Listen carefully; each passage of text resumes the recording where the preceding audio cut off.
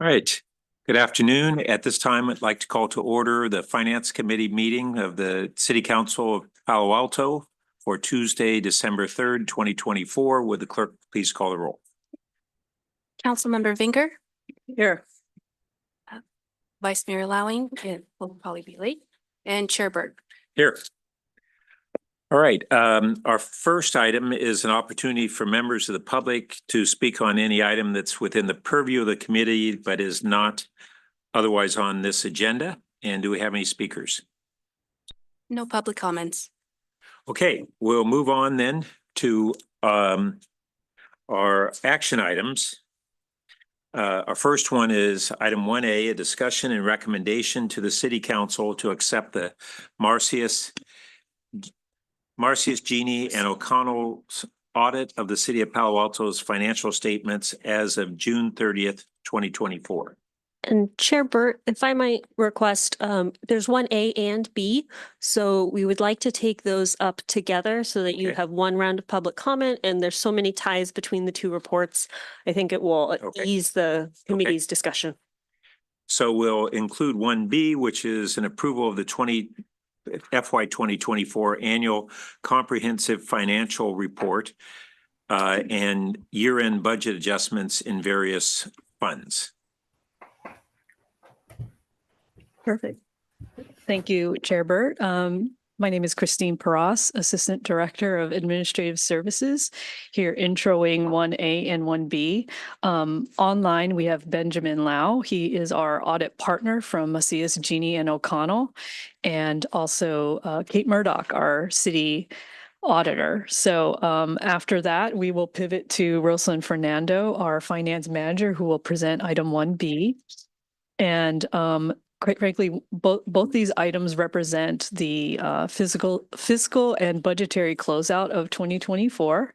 I just want to acknowledge this team's really hard work and dedication to having a clean audit opinion, and also just, ensuring financial stewardship and proper management of our assets. So they did a great job. And also we will be presenting a departure from City Council policy of allocating between BSR in excess of Council's target of 18.5% to the IR and the pension trust to rather the IR and general fund uncertainty reserve.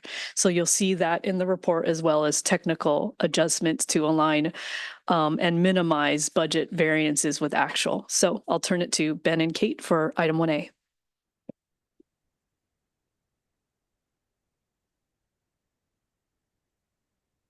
Good afternoon, committee members. Wait for the presentation to come up. Here we go. Just get this.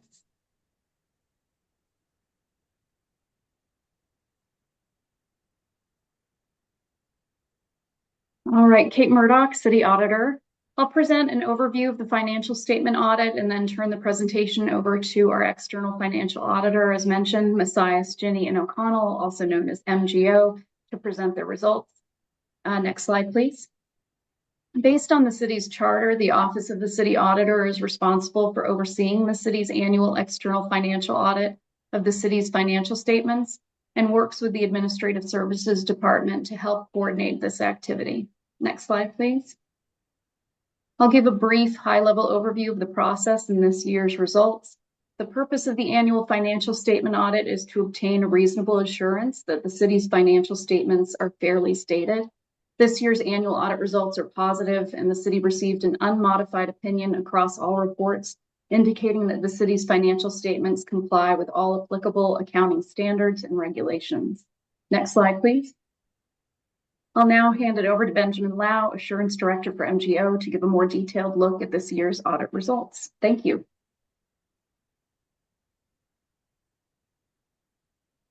Muting. I'm glad that I don't need a reminder to be unmute. This is Benjamin Lau from MGO, Assurance Partner, and I'm here to present the result of the 2024 audit. Next slide, please. So our scope of services includes the audit of the following, including the city's effort single audit reports, cable TV franchise statements, the PIC, which is Palo Alto Public Improvement Corporation, the Regional Water Quality Control Plant financial statements, and then the TDA grant, as well as not an audit, but an AUP, agreed upon procedures on the GAN limit of the city. Next slide, please. The purpose of the audit, as Kate mentioned, is to provide reasonable assurance that the amount and the disclosure are reasonably and fairly stated. And we follow the applicable framework for a governmental audit, including US GAAP, GAGAS, which is generally accepted auditing standards, as well as government auditing standards. Next slide, please. And here's the audit results. Regarding your EFFER, Annual Comprehensive Financial Report, we issue unmodified opinions on all opinion units. Regarding single audit reports, which is your federal award compliance report, we also issued unmodified opinions. We have not identified any non-compliance for each of the major programs. And for this year, we audited 2 major programs for 2024 that covers 30% of your total federal award that you received. And we have not identified any material weakness or significant deficiencies in internal control over compliance. And for all the other reports that I have mentioned, other than the EFFER and the single audit, we also issued unmodified opinions, and we have no internal control findings. Next slide, please. And the fonts are relatively small on this. Hopefully you can read it. I want to pack everything into one slide. These are a summary of all the required communications that we as an auditor is required to communicate to those charged with governance, and that is your this committee. And within this report, we have all the standard language that we have to be incorporated, including the auditor's responsibility in relation to the financial statement. What is MGO's responsibility? What is the planned scope? Whether there is any accounting policy or policies changes during the year. And just as an FYI, this year the city implement GASB 100 and also some provisions for 99, and they have no significant impact to the city's financial statements. Also included in these sections, we have explained and summarized what is the accounting estimates that the city has used to prepare these financial statements, and we actually provide a summary of our analysis of that, and we deem those to be reasonable. Other than that, from number 4 on the very standard language, we have no disagreement with management. We are not aware of any consultation between the city and other accountants. We have no difficulties that require consultation. And we also highlight the fact that there are shared responsibilities for independence, both by the city as well as by MGO. And other than that, we have received the representation from the management regarding various representations.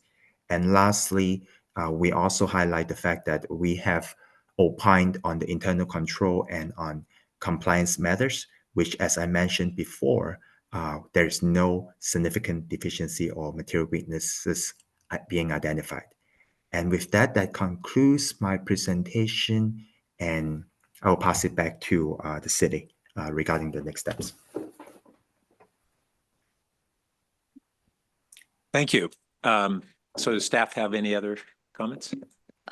Not on item 1A, and Kate, I don't know if you have any comments on 1A, but I suppose we can move on to presentation for item 1B. Okay.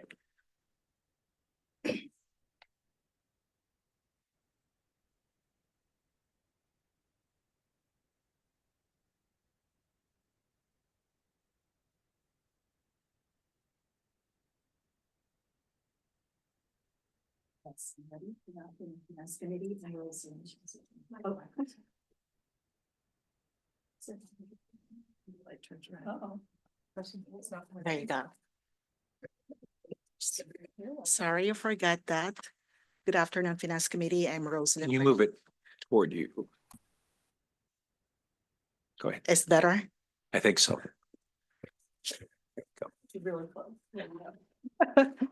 Okay, I'm Rosalind Fernando, Finance Manager. For this afternoon, we are here to present more information about our 2024 Annual Comprehensive Financial Report, or what we call ACFR, and some year-end budget adjustments. Next slide, please. As mentioned already, MGO have completed the city's annual audit, and these are already available in our website for everyone to view. And it was already mentioned also that MGO issued an unmodified or clean opinion, and they also completed the single audit. This is the audit for the federal expenditures. There are no internal control deficiencies. City is in compliance with the federal programs that were tested. And in addition, we also received the 2023 ACFR Excellence in Financial Reporting Award from the Government Finance Officers Association. This association advocates for the sound financial practices and policies that we follow here in the city. We'll also be discussing some of the 2024 year-end budget adjustment or amendments. Also, I would like to extend my appreciation to, or our appreciation to MGO, led by Ben and by John, and for the ASD team, accounting and budget, led by the senior accountants, Olga Francisco, Susan Miley, and Maria Legman. And of course, for the budget, Paul and Kitty, and the department staff. Next slide, please. As required by the Governmental Accounting Standard Board, or GASB, both governmental-wide financial statements and fund financial statements are presented in our ACFR. And please note that fund financial statement is closest to the budget basis, but it's not exactly the same. The government-wide financial statements, it includes the statement of net position and statement of activities, while the fund financial statements, it includes the balance sheet and statement of revenues, expenditures, and changes in fund balances. All financial statements uses the accrual basis of accounting, except for the fund financial statements, governmental fund, wherein it uses the modified accrual basis. Next slide, please. Government-wide net position. Net position can be viewed similar as an individual's net worth. It shows the total assets plus the deferred outflow of resources, less liabilities, less deferred inflow of resources. As of June 30, 2024, the total net possession citywide is 1.5 billion. This is a 98.1 million increase, or 7.2%. If you look into the bar graph on the left side, these are the component of the net position. 85.8% is the investment in capital asset. This is the largest, while about 9.2% is the restricted, which is subject to external restrictions due to regulations and laws. Example for the city are the section Trust 115. We have the grants and the development fees and others. While going to that bar graph, 5% is unrestricted. Unrestricted meaning these are not externally restricted. However, they are already dedicated to council-directed reserves by policy. Example are the budget stabilization reserve, the utility reserve, and others. And as I mentioned, there is an increase of 98.1 million. Please note that this is the result of the revenue over expenditures. And out of that 98.1 million, 75% is already in the capital and restricted funds, while 25% is unrestricted. Next slide, please. This is the government-wide statement of activities. Looking to this table, the last two columns, we could see here the 98.1 million that I discussed in the previous slide. So this is the difference between the revenue of 736.1 million and the expenses of 638,000. And if you compare the revenue between 2 years, the 2024 and 2023 in total, revenue increased by 6% or 41.4 million. However, please note that 30.9 million is driven by the investment earnings, mainly due to the increase in fair value of the investment rather than actual earnings. This is a requirement by GASB 31. In addition to that, there's also an increase of major taxes, including business tax, which is new in fiscal year 2024. And going back to the table, expenses, we could see here an increase of 4.3 million. And this is mainly due to the salaries and benefits, contract services, but this is partially offset by the decrease in the commodity purchases in the enterprise funds. Next slide, please. For the fund financials, governmental funds, the fund balances as of June 30, 2024 is 309.4 million. And we have the pie chart here. The general fund is 33% out of the 319.4. Capital project is 31%, while other governmental fund is 36%. Please note that in 2024, there is an overall decrease of 1.7 million. This consists of from the general fund of about 900,000, capital project fund of 3.5 million, there's a decrease, and other funds increase of 800,000. And the total unassigned fund balance is 53.7 million. This is actually the equivalent of the budget stabilization reserve. However, it is lower by 12.2 million due to accounting adjustments that are non-budgetary.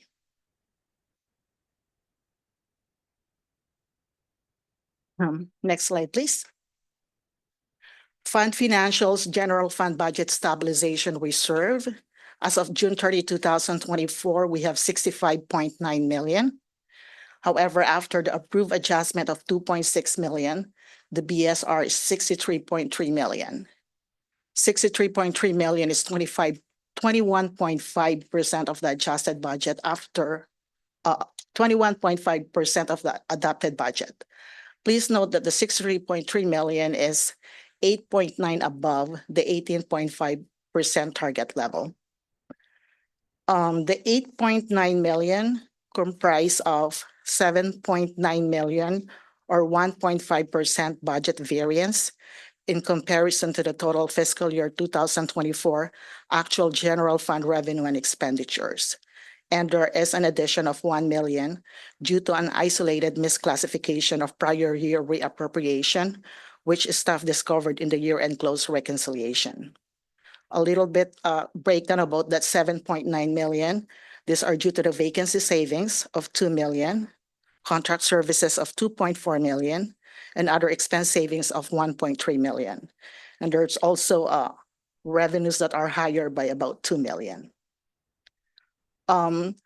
Staff recommends allocating the 8.9 million to the 3 million to infrastructure reserve, while the remaining 5.9 million to uncertainty reserve.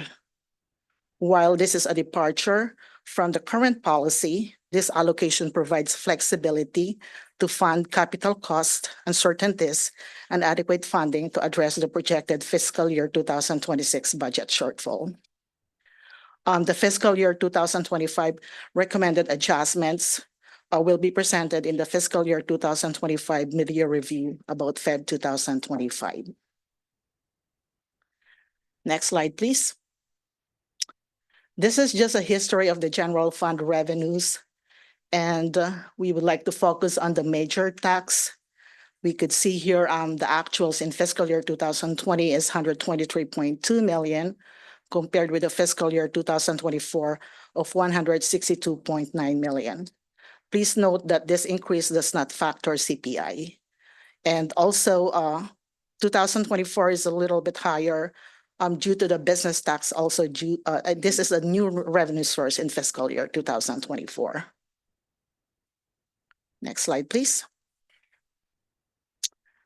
The business tax, total revenue is about 5.4 million. It's a little bit higher. This represents 6 quarters of collection in fiscal year 2024. It includes the last 2 quarters of fiscal year 2023. This is city's new funding sources allocated between three critical service areas: housing affordability, transportation, and public safety. Looking to this table, the revenues of about 5.4 million is divided among these three critical services. It's 1.8 million each. And the expenses, it includes the admin cost, plus for the housing affordability, mainly these are home key facilities. While for transportation, this is for rail grade separation, while for public safety is for the MOU increases. Please note that the difference between revenue and expenses for housing affordability and transportation are 1.1 million and 800,000. And these are considered reserves, and these are on the top of the budget stabilization reserve. Next slide, please. This is some historical background about the general fund department expenditures. This is a budgetary basis. It includes some reappropriations and encumbrances. And the same thing with the revenue, the increase between fiscal year 2020 and 2024 does not include or does not factor the CPI. Next slide, please. Fund financials, enterprise fund net position. The total change in net position for fiscal year 2024 is 55.3 million. This is higher by 18.7 million compared from the prior fiscal year. The 55.3 million is anticipated due to the city's strategy to build reserve, which is due during pandemic, and some investment in capital asset. Please note that out of that 55.3 million, 47.6 million was already invested in capital assets, with a total of 755.5 million for all the enterprise funds, while the difference of 7.5 million goes to the unrestricted, with a total of 124 million for all the enterprise funds. Please note that these are unrestricted, meaning these are not externally restricted. However, these are already dedicated to council-directed reserves policy. The details of this is in ACFR page 90. Some of those reserves are reserves for operations, reserves for special project commitment and reappropriations, hydro stabilization reserves, and others. Looking to this table, we could see that the major contributor of the 55.3 million is the electric fund. It's a total of 42.6 million. The change, the total out of this 42.6 million, 13.3 million is already invested in capital assets, while the remaining balance is under unrestricted. While comparing between 2 years, focusing with the electric fund, 42.6 million versus 28.2 million, there is an increase of 14.4 million. The net position, just to clarify, is the difference of the revenue and expense. So with that difference, 14.4 million, this is due to the higher customer sales and resource adequacy capacity sales for revenue, and there is a decrease in commodity purchases. I guess that's it for the next slide, please. For the fiscal year 2024 year-end budget adjustments, which is in our attachment B, there is a technical adjustments across all funds to minimize variances and align appropriated funds with actual levels. There are 4 types: adjustments to recognize actual revenue collected and offset with the associated expenditures, net zero realignments, adjustment to transfer to other funds, and adjustment to fund balance. Next slide, please. Recommendation or recommended action. Staff recommends that the Finance Committee forward to the City Council for its approval. Number 1 is the city's fiscal year ACFR or fiscal year 2024 ACFR and reports collectively referred to as single audit. And number 2, amend the fiscal year 2024 budget appropriation for various funds, which is in our attachment B. That should conclude the presentation. Thank you. Thank you, Rosalind. Thanks. Public comment. Back to you, Chair. Thank you. So let's go ahead and see if we have any public comments on either 1A or 1B. No public comments. Okay, colleagues, questions and comments? Go ahead, Vicky. I'll start, and I want to start with a big thank you and congratulations for the clean audits and making our work relatively easy today. It's really tremendous to see the stewardship of our resources and the stability that these documents indicate. So that's comforting. You know, and there's a lot here, but you know, I had not previously realized that in the, what do we call it, the the Annual Comprehensive Financial Report, ACFR, there's such a wonderful statement about our city up front that really can help those who want to know more understand it with respect to, you know, the positive employment trends we have, the recovery to our state of new normal. I won't go through it, but it's really quite, it paints quite a good picture for our city, and one of which I think we should be proud. And also congratulations on the Certificate of Achievement for Excellence in Financial Reporting. That speaks well as well. What I have one specific question on 1A, but let me pause on that and go to 1B. You mentioned on slide 6 of the presentation, which was the general fund budget stabilization reserve slide, showing the 8.9 million above the 18.5% target level, and the recommendation to allocate 3 million to the infrastructure reserve and 5.9 to the uncertainty reserve. That seems to make good sense to me. I guess what I'm wondering though is how does that dovetail with our projected FY 2026 shortfall, and you know, why the one place, not the other, and should we feel better about our shortfall given all of this? If you could just sort of think out loud about that, I'd appreciate it. Sure. Lauren Lai, Chief Financial Officer. So this dovetails really well with our long-range financial forecast. So what you'll receive in the next item is a projected forecast of fiscal 25 having a $12 million shortfall. So we have 5.9 million from fiscal 25's adopted budget. Council adopted allocation into uncertainty reserve. This additional allocation this afternoon, should the Finance Committee support it, will then make the 12 million. That will then shore up and put us in a very good position for the forecasted shortfall we see in fiscal 25, because we certainly want to go into budget development with confidence that we can sustain current service level. As we continue to sharpen our pencil and look at various policies and innovative way of providing services, but that aligns with our policy and planning for what we see coming into 26. Hence the recommendation. Got it. Well, thank you, because I do think, you know, it's been something else that we've been glad about, which is to restore the level of services, and certainly we want to keep those stabilized and perhaps enhanced. So Right. that is terrific. I am just curious back on 1A, the audit results, and I don't see numbers on the slides, but basically the single audit reports. There was a comment that there were 2 major federal program grants that were looked at, and I think those 2 accounted, you said, for 30% of our total awards. And I was just curious what they are and how they were chosen. I was looking at the back of the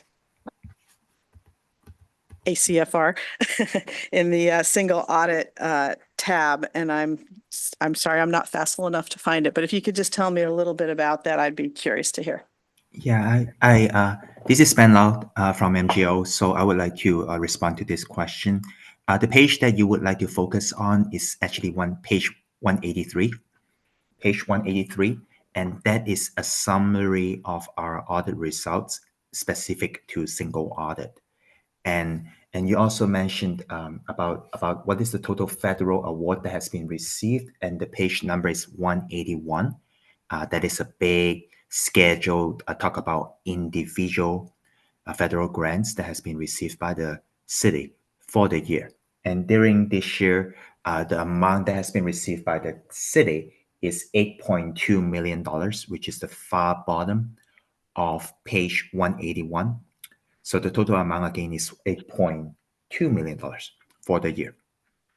Within that, 2 programs has been selected, and the 2 programs that are being selected, it is actually listed on page 183, which is 2 pages later. So if you want to flip, page 183, right in the middle of the page, they are the ALN Assistance Listing Number 20.205, which is Highway Planning and Construction, as well as 93.493 Congressional directives. So those are basically, if you add, if you both of them are roughly about $1.2 million. So the math is about 30%. So I would explain, because your question is actually, hopefully it will be educational, because it will help you to understand how we select the programs. So for each entity, based on the dollar amount of federal award that has been received, there is a specific threshold that we determined to be determined as type A or type B programs. In other words, big program or small programs. So for the dollar amount that has been received by the city, based on the dollar amount, the threshold is $750,000. And any programs that is above that specific threshold, it has to be audited at a minimum once every 3 years. Once every 3 years. Occasionally, the federal agency will identify specific programs that is considered higher risk. And if the programs is classified as higher risk, it has to be audited basically on an annual basis. A classic example is the COVID fundings, a program specific fund by the Treasury. So you might have heard about APRA or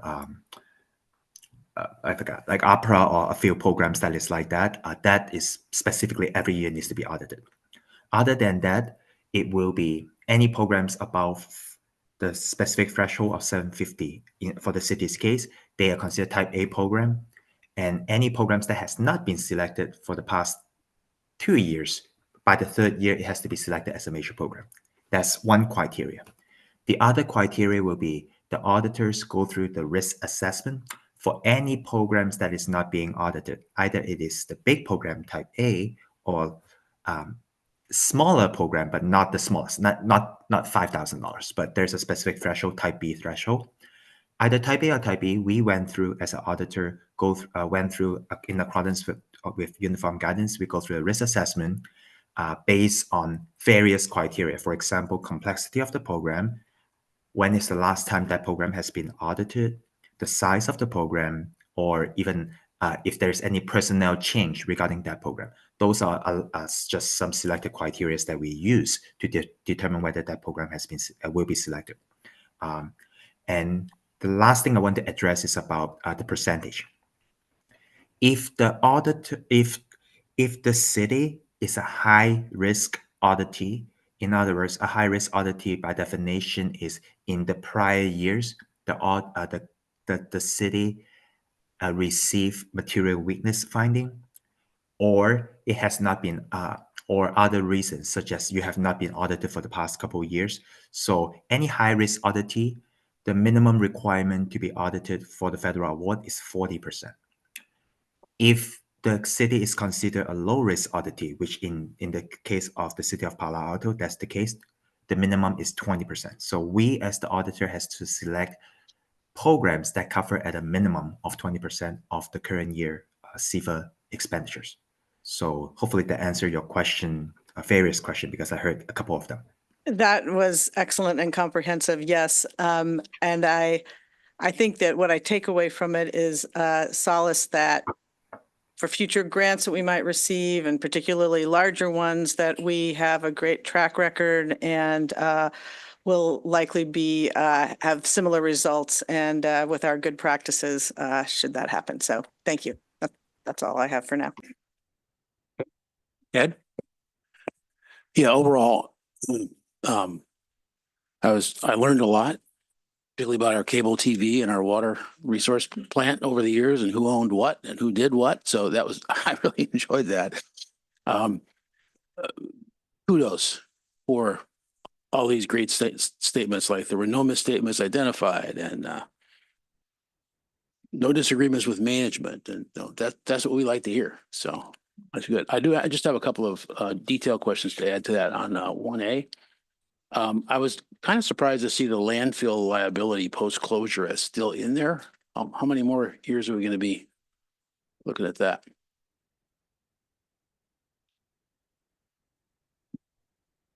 Ben, I don't have that answer, but Y- yeah, I- I I'm think just- it's about I'm a just 20, curious. 40 year. The dollar amount is page 88. Oh, Page got it. 88 of the effort. Yeah. Back for- Christine, it's easier for me when I search from a You're PDF. quicker. Trust me. Thank So you. page 88, the dollar amount I think is $7.1 million. Okay. Mm. That question was just a test for the auditor to see if they knew exactly where that was.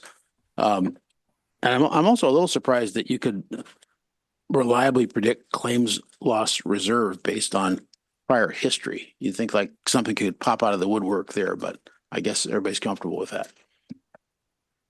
I mean, there are certainly unknowns out there, as particularly with general liability and workers' comps claims. However, we do an actuary report for both prior to our year-end close, and they are able to, through various modeling, recommend to us confidence levels to which we will reserve. So we haven't changed our confidence level in a couple of years. It's at 85%. Do I have that? Yep.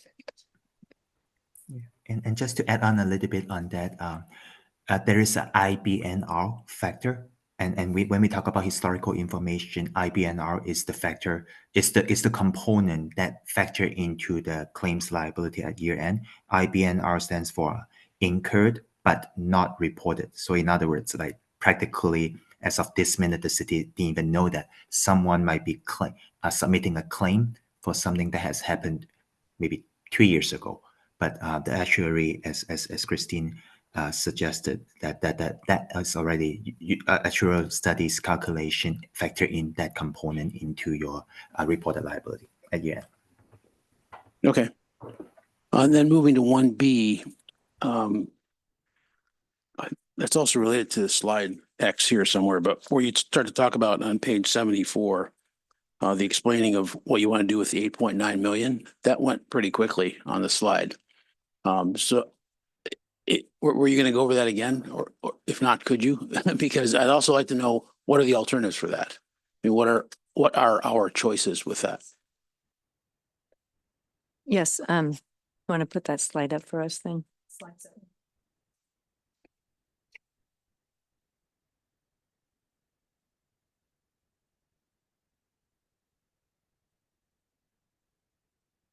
Slides.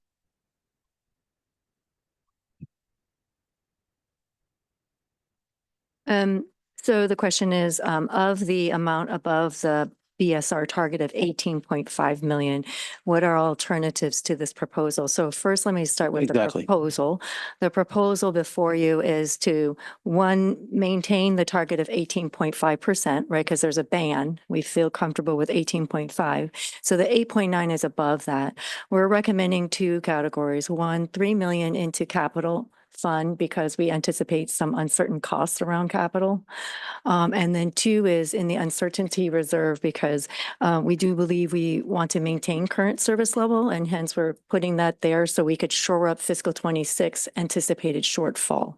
Alternative to that, which council has moved forward on before, is to distribute more to capital and or distribute into maintain more in BSR. So elevate 18.5 to a higher number, 19, 20%, or even putting more into retiree pension, setting that money aside.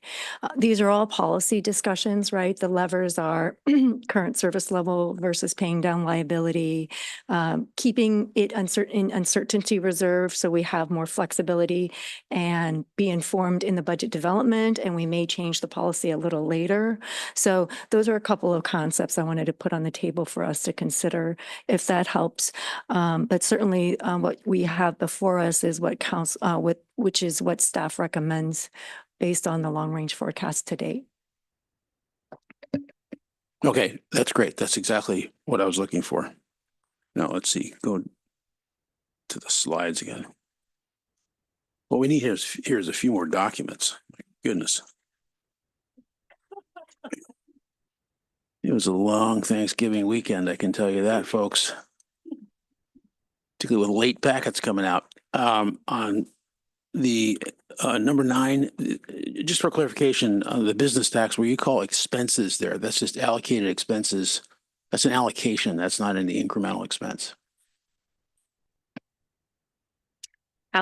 Allocated based on, well, the revenue allocated based on council's adopted spending resolution. Right. And then these expenses are actual that were spent in 2024 after 0.2 million of administrative expense was removed from, deducted from the total. Right. business And then the tax. 1.9 just goes into to reserves for Yes. future spending. That's correct.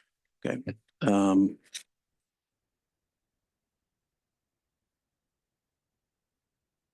Yeah, I think that's all. Thank you, Chair. Thank you. Well, first on this slide, with the business tax, we're just in this period where we're going from a no revenue for it to a half rate to the full rate and starting to expend those revenues. How do we separately account for this, and how is that being managed? Yes, thank you for the question. So council through the advisory and by resolution has the business tax into 3 categories after the administrative costs. So we take the administrative costs off the top, then we divide the 3 into these 3 buckets and we track it in our spreadsheets and in our accounting system. So specifically for the housing, the project that it's going towards, for example, is the Home Key project. For the transportation and safe train crossing, those funds are going towards 2 projects right now, Charleston and Churchill Avenue, and for public safety as well. Funding for some of the staffing enhancements in fiscal 24 in particular. And then the residual, which we haven't spent, is shown there. And those are being reserved in the general fund in our unassigned category. But is that 1.9 part of our BSR? No. Or it's It's another segregated. Correct. reserve? It's segregated. Good. Mhm. Separate Okay. and above BSR and above uncertainty reserve. Good. Okay. And so going forward, we have under the affordable housing, 1/3 of that. We have the Home Key project. We also just have expanded our RV dwelling site. Is there an intention in FY 26 to utilize some of these dollars for that purpose, or is that being accounted for differently? Ultimately, Chair, that's a budget discussion that I would expect the committee to have as we plan for FY 2026 in terms of, as Chief Financial Officer Lai said, what to do with the 1.1 million in reserve, as well as what the forecast is for FY 2026 receipts. Okay. And for FY 25, we also have a certain amount of funding for the Palo Alto Link that, as the initial grant ran out, and then we've got a partial grant coverage and then a general fund expenditure. Is that something that's being envisioned for this category under transportation, local transit? These are policy questions which are fantastic at this time as we start budget development for 26. At this time, that's not contemplated. So I think these allow us to, one, have a conversation and understand that these are some levers we can use in looking at our portfolio of services and the funding that we have available. Great. Okay. Then I had a question on the ERAF, the excess property tax. That we have a 5 something million in a reserve. Depending on what's going to be the court ruling on that. And so everybody who might be listening, we're part of kind of an appeal of a lot of jurisdictions who are concerned with that. Do we have any anticipated time frame in which that ruling would occur? I attended the Santa Clara County Assessors meeting, I think back in September, and they'll have more clarity in February. Okay. Yeah, in time for that meeting. And do we have any sense of what is the likelihood that will prevail versus the state's position? The county's been very cagey. They haven't been able to disclose that information, or quite frankly, they don't have that information. So to be determined, unfortunately. Okay. All right. Well, we'll wait and see. And then just a high-level comment on the addition to the uncertainty reserve. When we went through the budget for FY25, we actually didn't know whether we would have any additional funding, basically a surplus from the FY24. We typically budget in a way that is a likelihood that we will have it, and have had these different approaches to how we would utilize that. I will say that this was our hope, but we couldn't count on it. And it's really good to see that it came in kind of in the ballpark of what we might have anticipated. And when we looked at the size of the shortfall for FY26, this is basically the outcome that we're hoping for.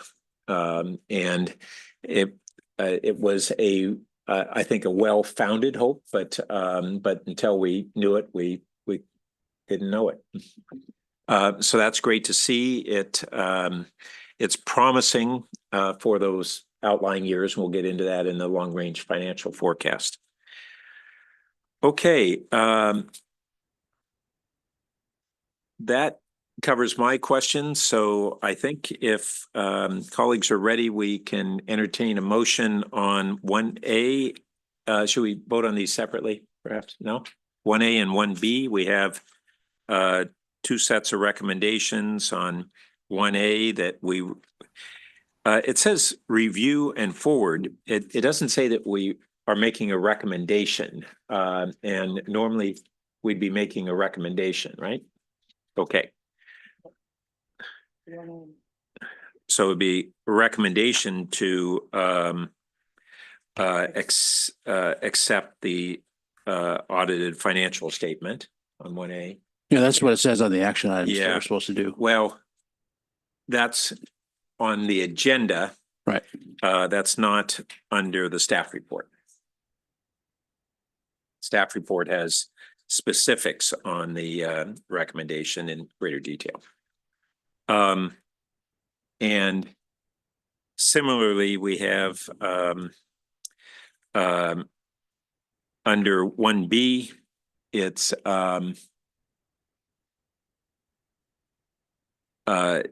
that it would be a recommendation of approval of the annual comprehensive financial report and the budget appropriations for amendments for FY24. Motion to approve?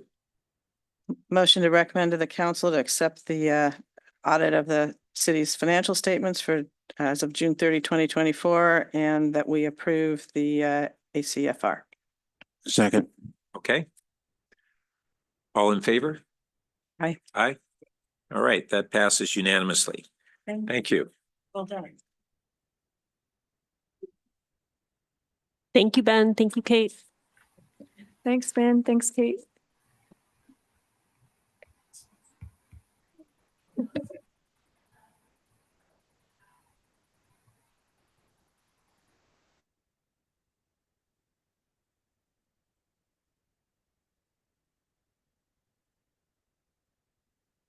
Do the auditors give us a year off for good behavior now, since that was so nice?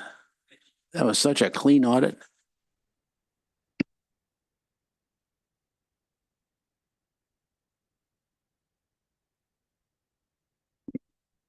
Okay, now we get to move on to item number 2, which is review and forwarding of the fiscal year 2026 to 2035 long-range financial forecast to the City Council. Good afternoon again, Lauren Lai, the Chief Financial Officer. I'm very pleased to present the Long Range Financial Forecast, which is also known as the LRFF. The LRFF is a policy and planning tool. It is a 10-year preliminary financial forecast encompassing fiscal 26 through 2035, and it marks the beginning of our annual budget development process.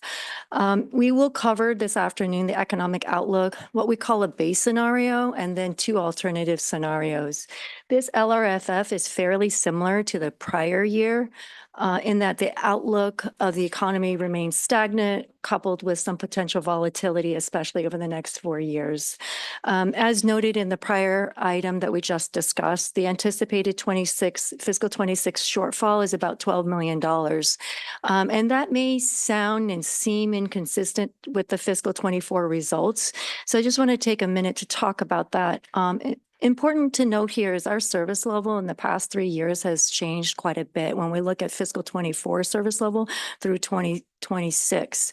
Coming out of the pandemic, we promptly restored services coupled with investing in some key new priority areas as well. So just wanted to walk us through that a little bit as we compare and contrast the results of 24 with the 26 numbers that you're going to receive now. The fiscal 24 results, as noted, only had a narrow margin of 1.5% budget variance, right? And so in the areas of vacancies, savings as an example, that was $2 million.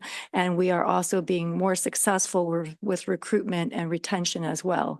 So just wanted to highlight a couple of those as we step into this planning tool discussion, a planning document and the discussion this afternoon. The long-range financial forecast incorporates the fiscal 24 results. So we leverage that information, including what we know to date about fiscal 25. It's based on current service level and not more. So that's a part of the proposal and budget development in the spring. And we represent to you and present to you a multi-year strategy that looks at shoring up short-term shortfalls and then also maintaining a very high quality service level in an environment of financial stability. Want to thank the OMB team who is here. The managers are here, Kitty Dandan and Paul Harper, but also we have analysts who are attending virtually to provide continued support, and also all the city staff that participated in providing this product to you. So with that, I'm going to turn it over to Kitty Dandan, who will start the presentation, followed by Paul, who will conclude. Thank you.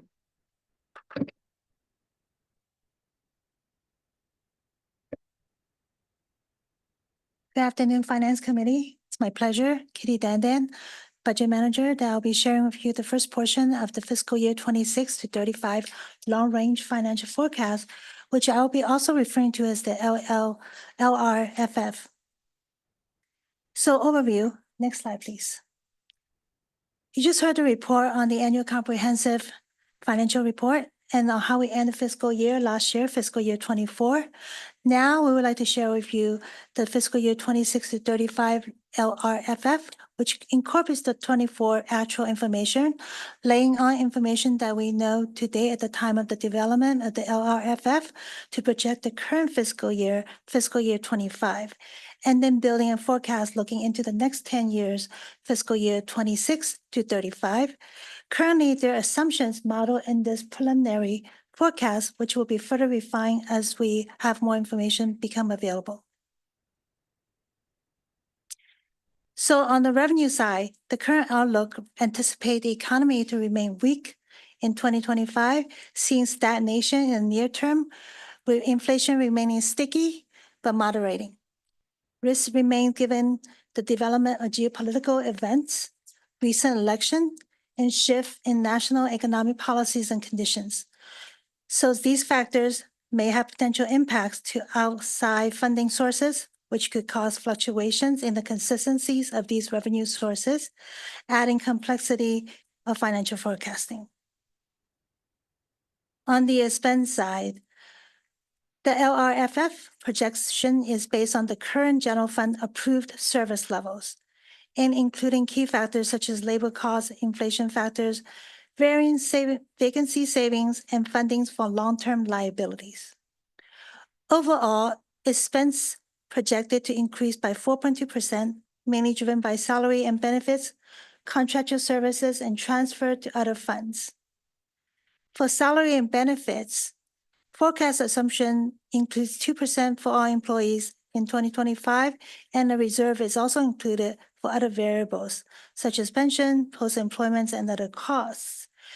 Vacancy assumptions is also built in at 5%. That's an increase from the 3% previously in prior years. We've also included inflationary CPI assumption for non-salary items. 3% are included for fiscal year 26 and 27, and 4% for the outer years. And of course, council target of maintaining the budget stabilization reserve, BSR, as a primary reserve at 18.5% is also included in the assumptions. Our long-range financial forecast aligns closely with the fiscal year 25 adopted budget, providing a foundation for our fiscal outlook as we work to develop the fiscal year 26 budget and help to inform policy decisions.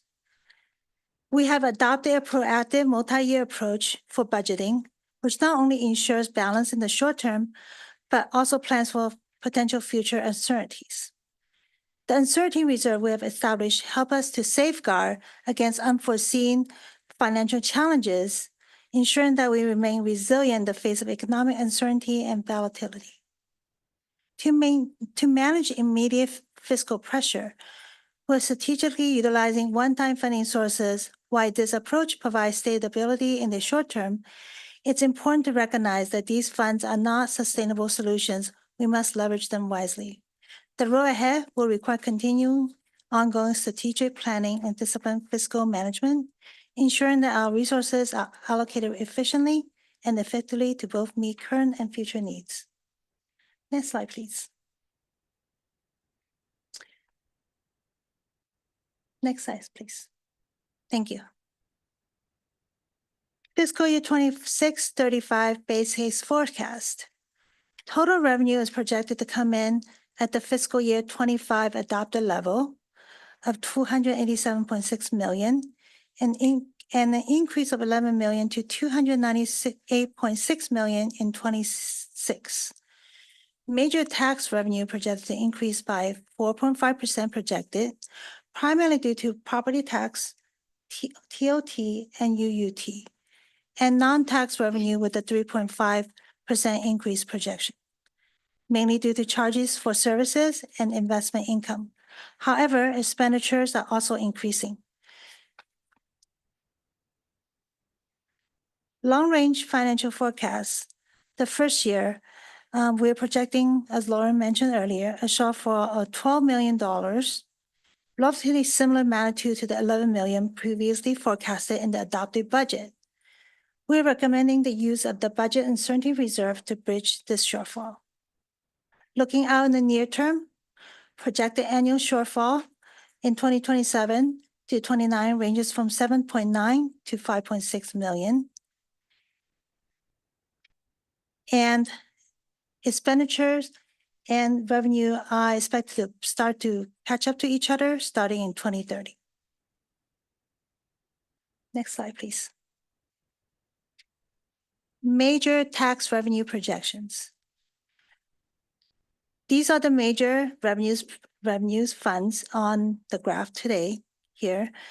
Revenue have continued to grow modestly through Q1 of 2025, and these major general fund revenue, tax revenue accounts for about 60% of the general fund revenue. These are not CPI indexed. Forecast for the 26 is a 4.5% increase from the 2025 of 177.4 million, mainly due to property tax, TOT, and UUT. Next slide, please. Thank you. BSR and recommended fiscal year 24 surplus allocation. You have heard earlier the details in the AFR. This chart showing how we ended last fiscal year 24, on the BSR and surplus allocation. So you see on the top line of $63.3 million balance after the 25 adjustment of $2.6 million that was approved. We are recommending the transfer to the infrastructure reserve in the amount of $3 million and $5.9 million to the budget uncertainty reserve, which this brings us to the total transfer of $8.9 million, bring us the BSR in the ending of 2025 fiscal year to the 18.5% target level of 54.4%, $54.4 million. And this will leave our recommended budget uncertainty reserve at $12 million to help us bridge the gap that's identified in the 2026. Appropriation action will be taken back to the council in mid-year in February 2025. With that, I'm going to turn this presentation over to Budget Manager Paul Harper to cover the remainder of the slides on alternative scenario and wrap up. Thank you. Thank you, Katie. Good afternoon. Next slide, please. So this slide, we're looking at the first alternative scenario to the base case. This scenario models a 1% decrease in economically sensitive revenue sources in 2026 and how that impact would flow through the 10-year forecast period.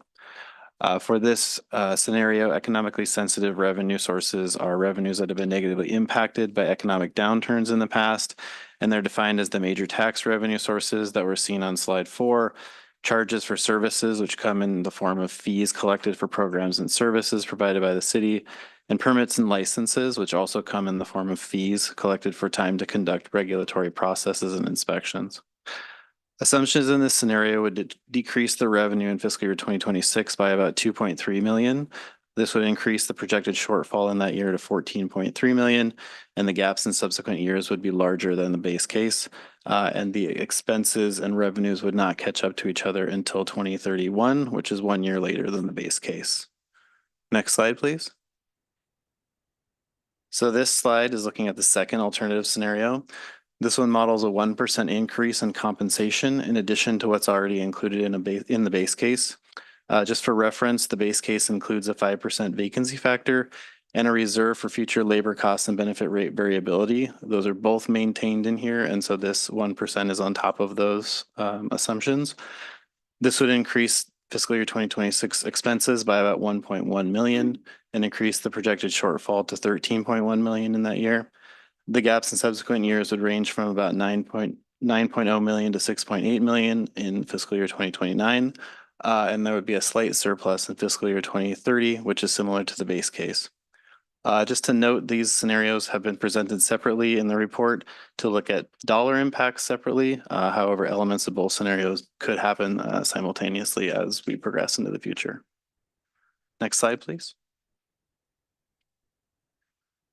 A list of budget development guidelines has been submitted with the LRFF over the past several years to ensure that staff is developing the budget in line with general principles set forth by the Finance Committee and the Council.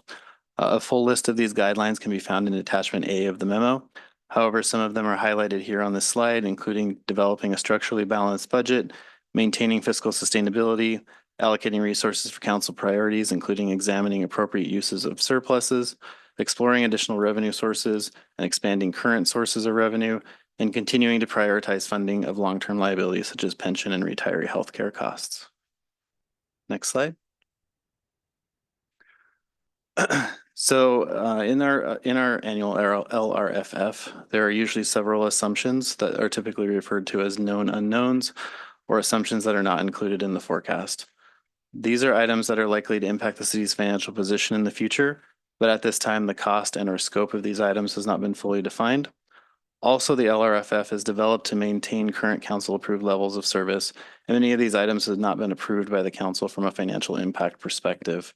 A few of the items are shown here on this slide, but a full list is provided in attachment E of the memo. Just to note, the list in attachment E is not meant to be fully comprehensive, nor is it in any priority order. A few of the known unknowns listed here include the growth of housing, which could impact the city in many different areas, including the cost to develop and build new housing, as well as costs to maintain high quality services across city departments for an increased number of residents. Excuse me. The new lease term for the Cubberley Community Center has been included in the LRFF numbers.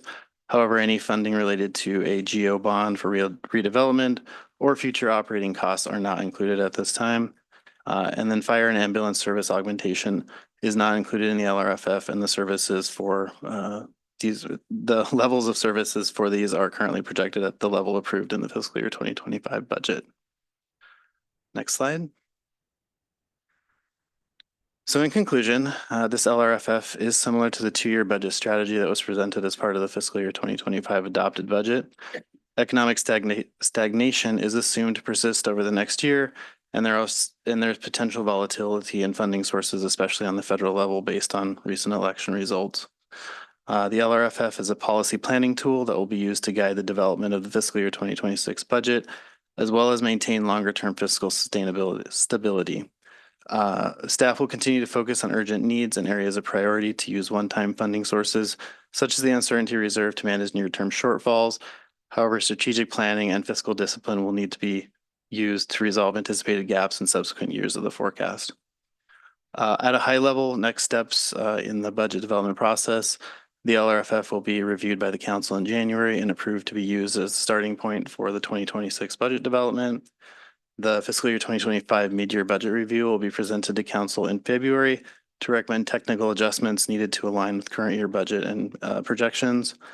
And then the 26 proposed budget will be released at the end of April, and Finance Committee will review the budget beginning in May. Next slide. So with that, staff recommends that the Finance Committee review and recommend that the City Council accept the fiscal year 2026 through 2035 long-range financial forecast base case and the fiscal year 2026 budget development guidelines, which are seen in attachment A, and direct staff to use this forecast as a starting point for the fiscal year 2026 budget process. Next slide.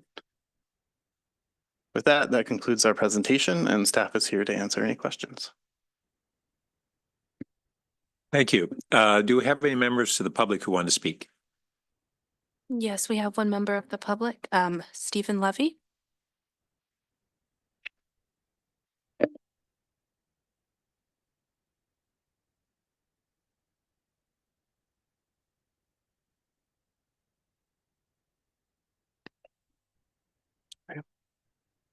Hi, you know who I am? Yes. I'm a resident, but I'm speaking professionally today as an economist. My expertise is on the revenue and the economy side. I have no particular expertise on the expense side. The election created one level of deep uncertainty and one level that most economists agree on what's going to happen. I have no reason for you not to forward the current long-range financial plan to council, but I caution that the world will probably change dramatically by the time you get to a budget. The uncertainty is that we don't know whether the talk about tariffs and deportation and massive tax cuts will actually happen. What most economists have said, in which I agree, is that if those things happen, they will be destructive of the national economy and disproportionately destructive for California and the Bay Area. Tariffs and deportation and high deficits will lead to some great uncertainty on the recession. For the staff, I'm not sure, but I think I'd go back to the 2007-2010 recession and see what the hit on current revenues were. I was a little taken aback, if I understood correctly, that the alternative recession scenario was a 1% decrease in revenues. I would think something like more 5 or 10. For the state, it was much larger than that, but partly from the income tax. So I would be agile. By April, you should have good national and state economic forecast and also know whether Trump will follow through on the suggested deportations and tariffs. So I'd really, in April, look to a more careful recession proposal. The last thing is, Larry Stone has said that there are massive appeals on commercial property.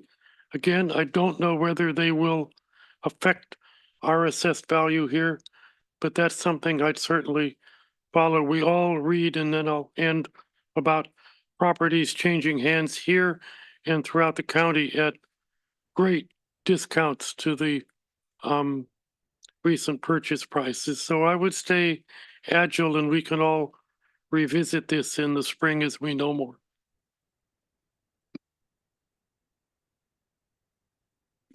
Okay, colleagues? Ed?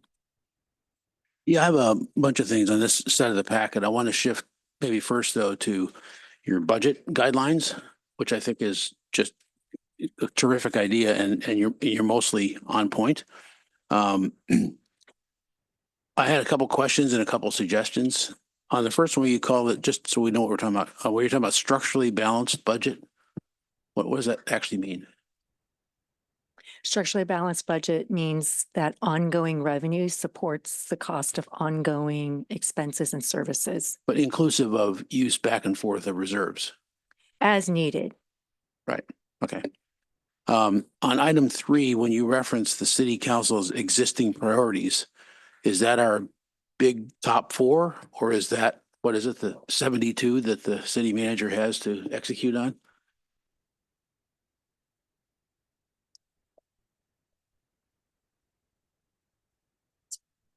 Councilmember, it's both really. The 74 are nestled underneath those 4 priorities. Okay. So it's comprehensive. Yeah, so I would think we need to get a view of the 72, not the 4 when we're doing budgets. So that's just why I asked the question. Oh, right. I would expect that this year, as we move through the FY 2026 budget, and we both at the council retreat in January, look at where we're at from the 2024 priorities as we're setting 2025. We will continue to look at funding allocations and bring that forward in order to identify for the council areas that need additional investment to accomplish that priority. I think that's what you're talking about. Yeah. Okay. I noticed as I started going down here on number 4, I added outsourcing, business redesign to embrace quality and so on. And then on the next one, I added outsourcing, and I got to the third one, I added outsourcing. So 4, 5, and 6, just looking for, just an example, way back when we figured out pretty quickly that outsourcing maintenance when I was on the Parks Commission, outsourcing maintenance to outside landscapers was much cheaper than paying what we have to pay to have a full-time salary. So just a suggestion that might be in there. I love number 7, finding new revenue sources. Just because I think we need more awareness around that. So I salute you for putting that in here. We don't just have to assume that everything we do is expense related. Let's figure out, as we started to do, for example, on the ambulance discussion that this committee had the last time. May I add to that, Vice Mayor, Council Member?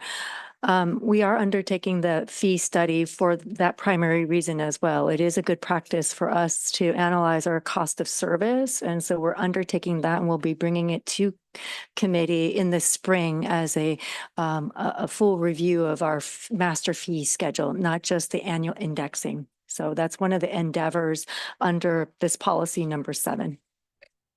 I also really appreciate the next one as well.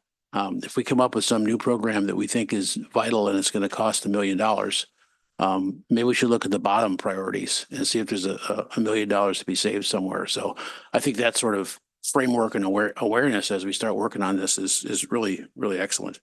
I'm not sure I understand number 9, except that you're saying let's be strategic with our money. I think that's basically what we're saying there. Yes. So while we are focused on service level, number 9 also brings our attention to long-term planning related to liability management, because outstanding liability is cost to the taxpayer. So to the extent we can pre-fund them or pay them down sooner, it reduces the cost of financing. Likewise, also in terms of long-term planning, we talk about capital infrastructure planning, right? So how do we maintain, repair, and improve our infrastructure so we can continue to enjoy this high quality of life here, and at the same time be proactive with costs, because costs for repairs and improvements continue to escalate as we defer. So number 9, I think, really speaks to more of long-term planning related to liability and infrastructure. That's also great. So we're not just focused on what can we afford this year to get X, right? Okay, I want to shift a number of comments that I have on the packet, which you put into the slides. First, I want to echo our public speaker who just left.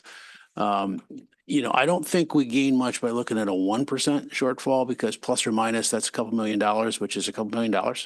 But there's ways we can fix that. But I think we should be looking at, I actually think, but before January 1st, I mean, the next month, the economy is still okay. We just don't know what's going to happen. And it could be maybe nothing. It could be destruction. So I think you ought to look at a 5% reduction scenario. If we just can't get 5% of our revenues somehow, just to see what that hole would be, so we know how fast we could replace it and with what. And as we start working on the budget over the next 6 months or so, and keep that in mind, so we're not adding so many things that are not easy to pull out. I think the 5% vacancies probably not right. I don't know which side it's going to be on, but I know that the goal was to get down to 10. And we were getting close to there, so it might even go as high as 6 or 7. I think as we go through the process, we're going to have to make the policy decisions and decide if we want a $12 million deficit, or if we should not do that in this coming year because of these uncertainties. That's more of a policy decision, but I guess I'm saying for this phase and for our current recommendation to council, I think it's okay to recommend what you're recommending. But I think we should look at shoring that up before we get to the final sign off on the budget. Can you give us a range on what the potential salary impacts could be, as well as the timing? Will we know more after the SEIU contract is solved in January? It's a big number. We need people. We know it's going to go up. You've got 2% plus, I think, 1% in one of the scenarios. What's the range of impact? And you don't have to necessarily, if you don't know it now, that's okay. But I think we should have that going in there as well. Sure, council member. Anytime we are in active negotiations, obviously there's the timing issue with the assumptions in financial planning, both recognizing the need for the negotiations to play out, but also for the organization to plan accordingly. In this setting, I think it's best to describe it as the long-range financial forecast currently assumes the negotiating authority that the council has empowered our labor negotiations team with to date.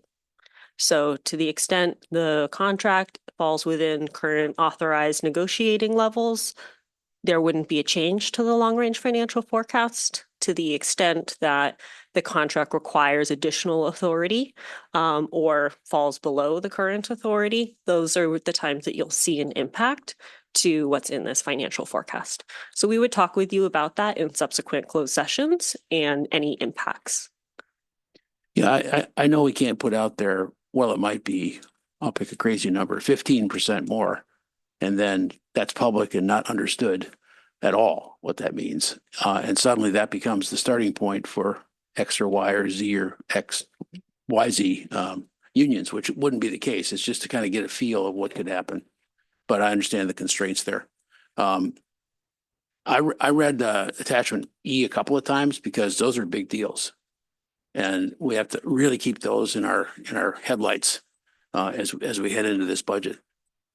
Some of them are going to need money. So really appreciate you also pulling those out for visibility.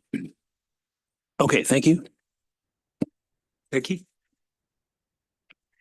Thank you. And thank you, Vice Mayor, for asking a lot of my questions. That's excellent. I can be shorter. I wanted to go back for a moment to your recommended FY 2024 surplus allocation of the BSR. And specifically, the 3 million to infrastructure. I believe when the question was asked in the prior item about, what are some of our options, included among them were, our pension liabilities, BSR, CIP, et cetera. And when I look at the guidelines, the last one being to with respect to our long-term liabilities, could you tell me a little more about infrastructure versus, say, a pension trust or some other paying down of those kinds of obligations? And also the question when we say infrastructure, is that CIP, is it new capital, or I heard you mention just now repair and maintenance? So if you could explicate what infrastructure means and then why. So let me make sure I'm answering the question the way I heard it. So relative to the proposal, why this proposal? And two is, how do we weigh infrastructure versus pension liability or retiree health? So this proposal includes $3 million towards infrastructure. This is for anticipated cost increase on existing projects. So this is something that we feel is in the pretty short term that we should fund towards and plan towards. Yes, I think pension liability and retiree liability is still an important policy and it's an important priority. This community and council has done a fantastic job instituting policies to accelerate the discount rate and pre-fund, and we continue to monitor that. It's just a matter of weighing priorities given what we know today. Okay, that's helpful. And perhaps if the weights are different, that could even be recommended to come from the uncertainty reserve or something else other than from another source. Funding the liability. Mhm. Yes. So as new information develops and should there be resources, I think what we're hearing from this committee, and it continues to be a priority for us, is how do we fund and pay down those liabilities? So this is, as we recognize and mentioned several times this afternoon, an exception from policy. But we also want to explain kind of the reason for the proposal as well. Thank you. And then I also wanted to echo the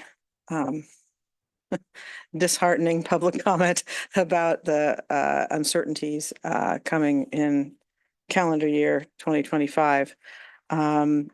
That we just simply don't know what policies will be enacted and precisely what their impact will be. So it's hard to see around that corner right now, but could become fairly immediate fairly quickly.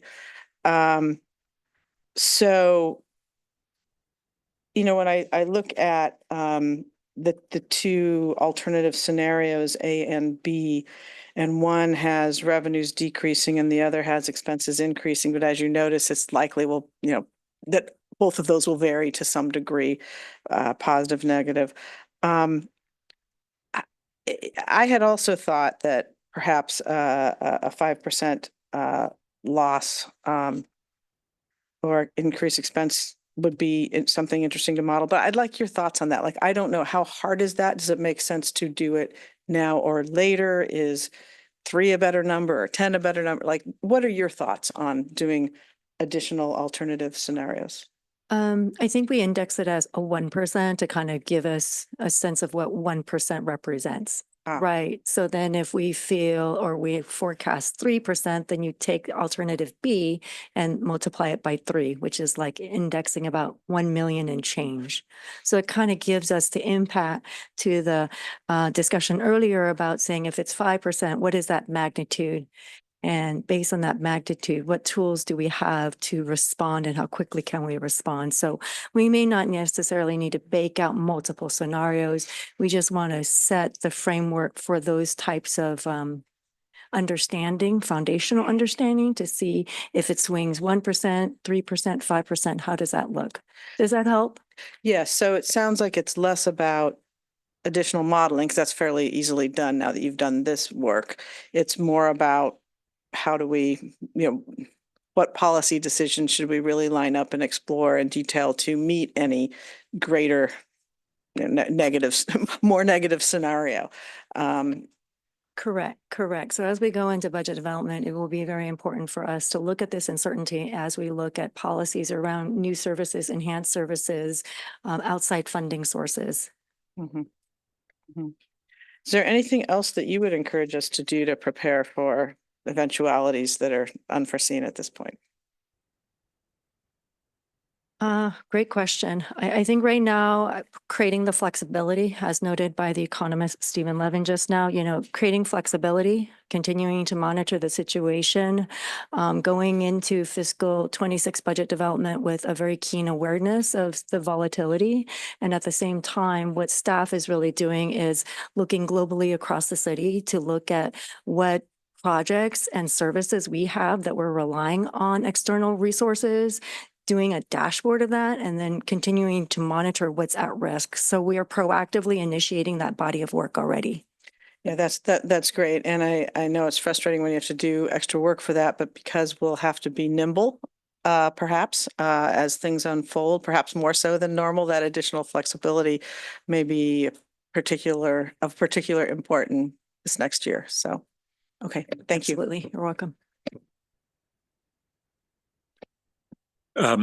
So first on that scenario planning, is it a simpler way to put it that what you've modeled is for each 1% decline in revenue, we have this formula? Yeah.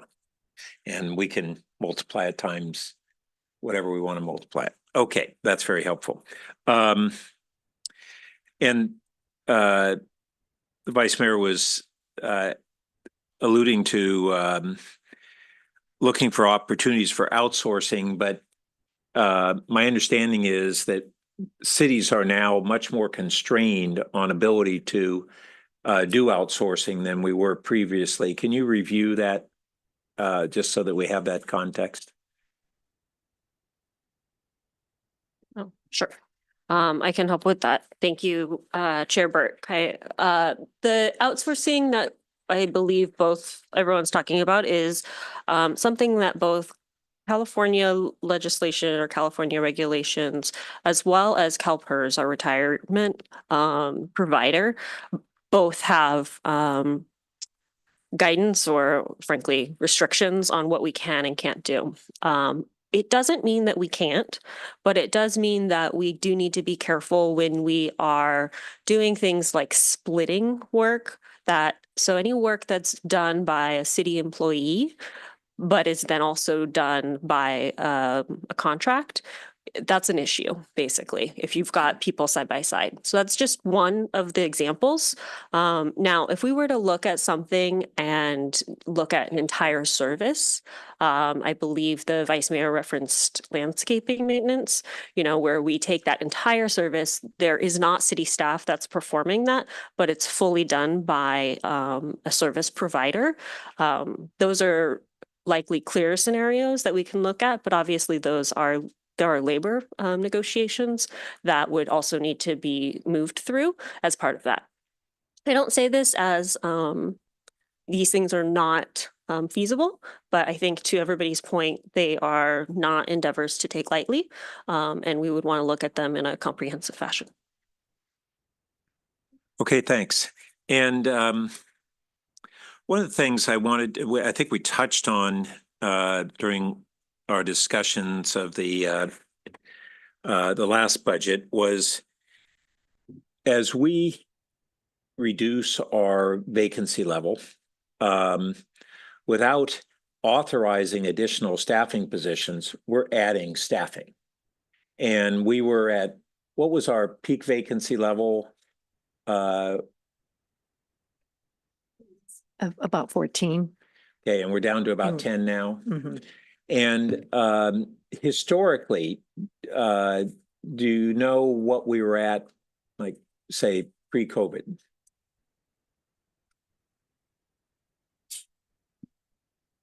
It's a great question. Give us a second. Okay. And the reason for that is if we further reduce our vacancy level, then we're really adding staffing that we certainly haven't had in years. It shows up, it's been sitting there on authorized staffing levels, but the people aren't there. They're not performing those tasks as city employees. So then it begs the question of what happens when we add those actual members of our workforce. Some of it is that it's currently we're using outsourcing of contractors and consultants for some of those services that we would otherwise do in-house. But to some degree, it's actually having an addition to capacity.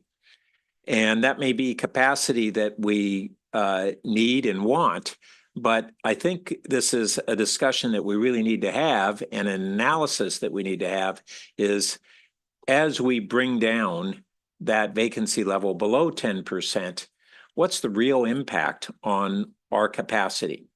And I think that should tie in with some of the scenario planning.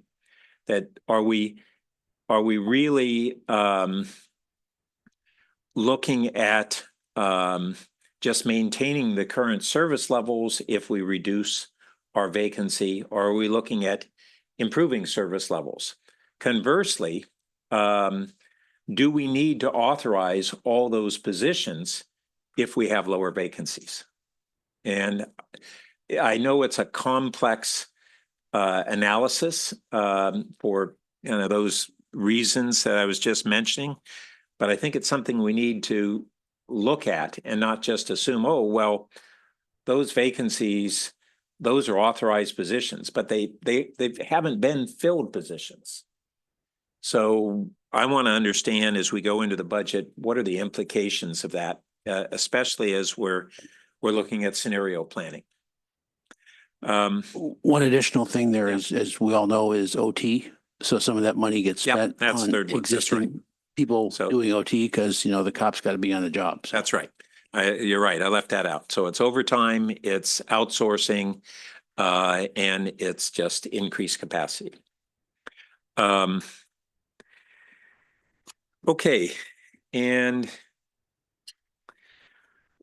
when we do look at some of that scenario planning, part of it is we have a scenario of how do we get to 2030? If we don't have a change from those other scenarios, we have a plan tentatively on how we get through FY 2026 from really the surpluses that we've had.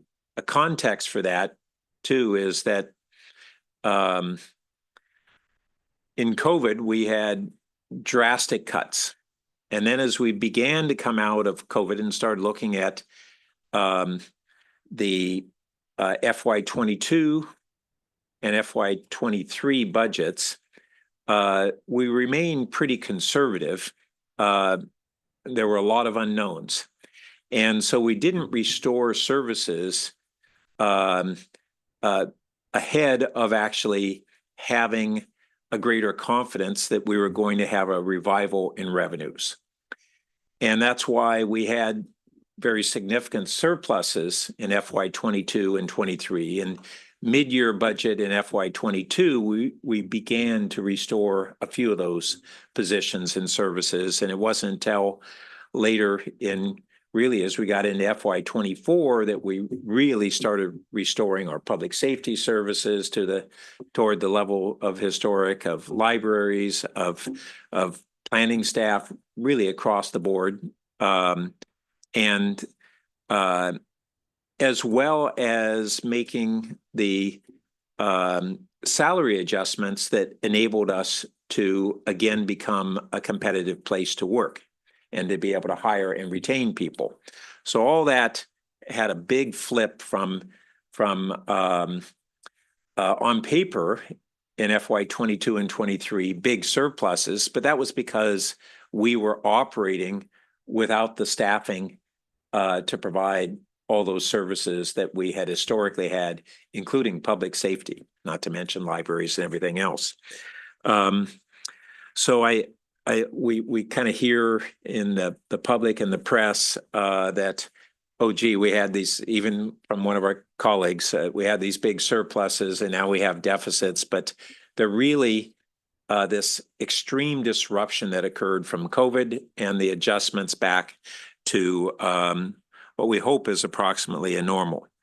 So one of the things that in the scenario planning I wanted to make sure was on the table is that if we have a challenge getting from FY 27 through FY 29, we, on major capital projects, we do certificates of participation bonds. We've done it on the public safety building. We're doing it on our wastewater treatment plant. As I recall, are we? Or is that? No, not there. But that is something that other cities have utilized to a greater degree is our borrowing capacity. And I'm not saying we should leap into doing that. I'm advocating that we do scenario planning and looking at that as an option so that we wouldn't have to forego major infrastructure investments necessarily if we had those shortfalls from 27 to 29. We might just take on infrastructure debt. And our debt, my understanding is that our infrastructure debt is comparatively low versus many other cities. So I'm just interested in that as scenario planning for that long range financial forecast and how to bridge that difference. One thing I did see, well, a couple of things on the revenue side. The transient occupancy tax, when we've looked at the increases, one of the things I think would be helpful for us is to look at not only the revenue increase, but the number of rooms that increased from that baseline period. And so that we're not misconstruing the impact of occupancy rates and average daily rates because we're looking at the total revenue from TOT. But I did see that we have a upturn in the average daily rate and a downturn in occupancy, which is a bit of a yellow flag to me because ADR usually goes up in conjunction with occupancy going up. And now that's where, once again, if we look at a little more granular level, if we have new hotels that are higher end and charging on average higher daily rate by the nature of the sort of hotel they are, and if that's giving us an inflation on the ADR, then that would be a better explanation. We'd understand what's going on there a little better. So that's one thing I'm interested in. I was, well, I guess I'm going to be interested in what happens on occupancy and ADR this year, because it seems that we're having we're in the midst of a technology downturn, a high-tech economy downturn that is not a severe one by Silicon Valley history, but it is real right now. And actually, we're holding up pretty well given that we are actually in a downturn in that regard. I'm barring other kind of macro disruptions that we spoke about earlier. I'm moderately optimistic that we'll see some next couple years of a tech recovery, which would lift some of these revenue areas, including the TOT. We have, in addition to the tech industry being down, and that would hopefully recover. We also have we're seeing a gradual increase on the return to office. It's not presumably going to return to pre-COVID levels, but it is continuing to show signs of a gradual trend. And that should help a number of the factors. The last consideration, and this is where I think Steve Levy had brought up, is looking back at the Great Recession period, which really, it's really FY 09 through 12 was where we saw those hits. One of the realities that we've had over an extended period of time is that the revenues for government have tended to lag a little bit the general economy, and that even when the local tech economy starts recovering, we may have a year or more where we actually see a decline, including for reasons like property tax, and we do have these commercial property appeals that are going on, and so that's something for us to keep a real eye open on whether, even as we start seeing an economic recovery, we could see a hit on that property tax.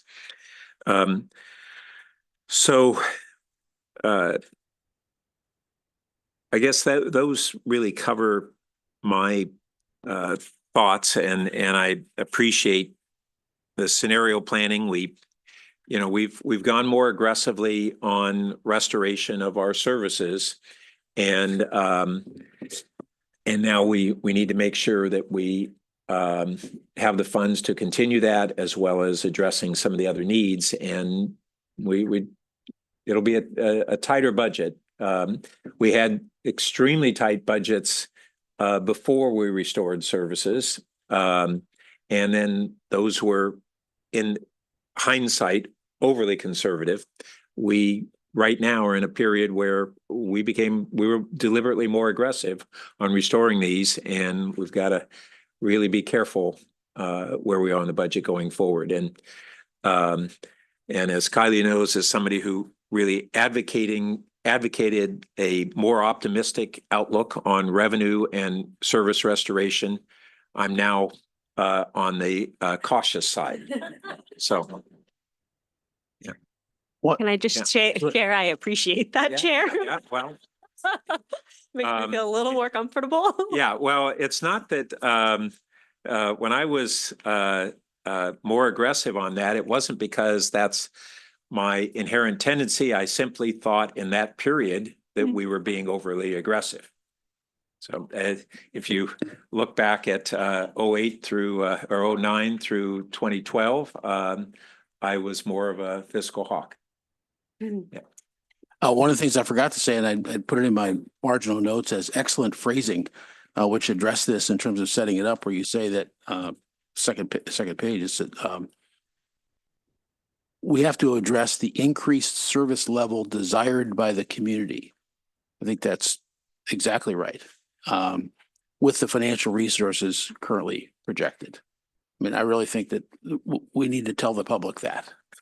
And because there's unlimited ways that we could increase services, and we can't do that. So we just want to bring them along with that when we're talking about more millions for fire and ambulance, and more millions for new buildings, and more I'll call donations to good causes through the funding that we do. All that can't be done with the risks that are ahead of us. So I appreciate that guidance as well. Yeah, just before we close this item, I'm wondering if we can just zoom out for a moment. you know, we started the day with such a happy note on our clean audits and our financial circumstance. And this is a little bit more of a downturn in mood. But what I'm wondering is, you know, for a city like this that is stable and a good steward and you know, really in good shape, and we look ahead with some nervousness, what about other cities that are in less good shape? And what I'm concerned about there is, would there be any ripple effect that we should be aware of on just general lending practices to municipalities or, you know, other economic things that, is there any concern about that? Is there anything we should think about that? Or can we just be in our little bubble and, you know, worry about our own financials? Can you clarify the lending practice piece just so I can understand? Well, if cities are defaulting or bankrupting or just getting, you know, not able to provide the services, having to terminate contracts, or just, is there any kind of ripple effect if people begin to get nervous that we should just consider? And we're a long way from that being a reality, but I'm just trying to zoom out a little. Right. Because we're in, I think, about as strong a shape as a city could be. Right. And we're nervous. So what's happening elsewhere? And does it matter? Yes, totally appreciate the question and the perspective, because I think continuing to garner public support and confidence in our governance and fiscal stewardship is really, really important. That's why we have things like independent audit. That's why we have these policy tools and a very engaged finance committee. Yes, we are in a good position. These policy discussions is just, you know, to set the table for how we look at going into the next budget cycle. What we're hearing today is, you know, it's okay. The long range financial forecast is okay to accept as it is. But as we go into budget development, we need to exercise more caution and think about more contingency plans and the different tools that we have. I think this city has more tools than some other cities, but that also doesn't mean we should be relaxed as well. You know, we will continue to be diligent and proactive in looking through those policies as we went through today and look at all the different ways we can address the financial challenges ahead without compromising the services that we have continued to enjoy.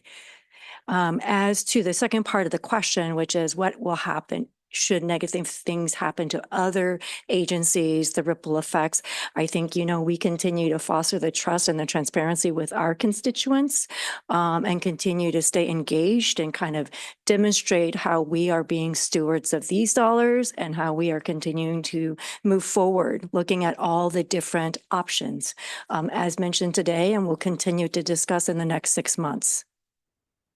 Thank you for that.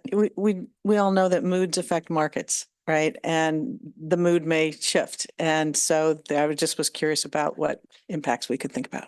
Sure, council member. I appreciate us pulling back. Some of the things that may be seen as not necessarily the impacts of what our neighboring jurisdiction is seeing, but more regionally. So to your point of where are the markets, what are interest rates, right? So that's going to impact if we're looking at borrowing or we're financing, looking at markets in terms of impacts on our long-term investments. So our CalPERS portfolio, our SERP portfolio, you know, when we look at the earnings in those, if they're falling short or exceeding the estimates that are baked into the actuarial assumptions, they can have major swings. Now, the benefit of the planning that this organization has done is we have our trust accounts that we could use to help us phase in things. So those, again, are policy calls. And then the other piece I would say is the state. To the extent the state is seeing significant financial challenges, oftentimes the state sometimes will look to local agencies. That's how we've gotten some of our more complex tax scenarios. And so that's the other area that we would look at in terms of how does the state balance their budget and how does that impact local jurisdictions. We are in one of the wealthier counties in the state. And so, you know, looking at how our county is faring versus other counties and statewide is something that typically in this kind of environment, we would want to pay close attention to. Great. Thanks very much. Yeah, just following up on that, both our state and our regional, state and federal grants are dependent on the availability of those. And the state could see a ripple impact from federal impacts that cause them to reduce their grant making, even if they don't want to. And then federal grants, certainly, I can tell you on the transportation side, on the regional transit, it's a huge unknown right now. Yeah. Yeah. Okay. So do we have a motion to recommend to the council acceptance of the long-range financial forecast? So moved. Second. Okay. All in favor? Aye. That passes unanimously. Chair, just Yeah. briefly before you move on, our wonderful HR team informed us that pre-pandemic citywide, we were at about a 12% vacancy Oh, that's So- very interesting. citywide. So Gotcha. we'll look in more detail as we come back to the full council in January on some of the scenario planning you talked about, but just since they pulled it so So- quickly for me, so- I wanted to right. share. Now we're at about 10. Yes, Okay. And declining. hopefully. Well, no, declining is the trend, I'm saying. Yeah, Yeah, yes, yeah. we're on a downward. Yeah. Downward trend.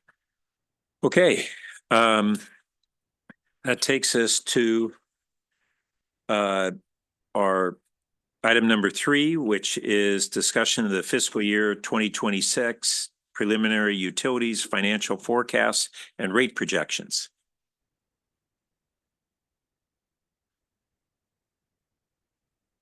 Director Batchelor, welcome. Good afternoon, Chair Burke. Vice Mayor Lowing, Commissioner, she just walked out. Okay. So good afternoon. So this afternoon, that Utilities is going to present some really preliminary numbers on our rate changes moving forward into 2026. You'll be seeing, we'll walk through this by utility fund, starting off with the electric side, and then we'll walk through the water, gas, wastewater as well. And you'll be seeing some changes that you'll be seeing is that you'll see some a little bit higher expenses on the electric side. And this goes right back to what Chair Burt was talking about labor. Good news is that we've been able to hire linemen. We actually have 10 linemen and 2 foremen out of the 20 positions that we have. So that's actually in a good spot. But as we move forward with the grid mod, you'll see that we do have dollars allocated, and we'll talk more into how we're going to bond finance those dollars into the grid mod portion. Also, too, in the gas fund, we projected that the transfer is based off of 18%. The full 18%, which represents about $9.7 million. And then we'll talk a little bit more in depth about the water rate and also with the wastewater rate. Overall, with all the rates, it looks like it's about a 9% increase overall. Not to downplay that. But again, these numbers, as we walk through them, they're very preliminary. So I have with me Lisa Belair. I'm a senior resource planner that will be talking about water, gas, wastewater. Is Micah here? Right here. Oh, sorry, Micah. it's okay. Sorry. And Micah Babbitt, that will be our senior resourcer that will be talking about the electric side. With that, I'm going to turn it over to them. Are we ready for me to share the presentation? Okay. Oh.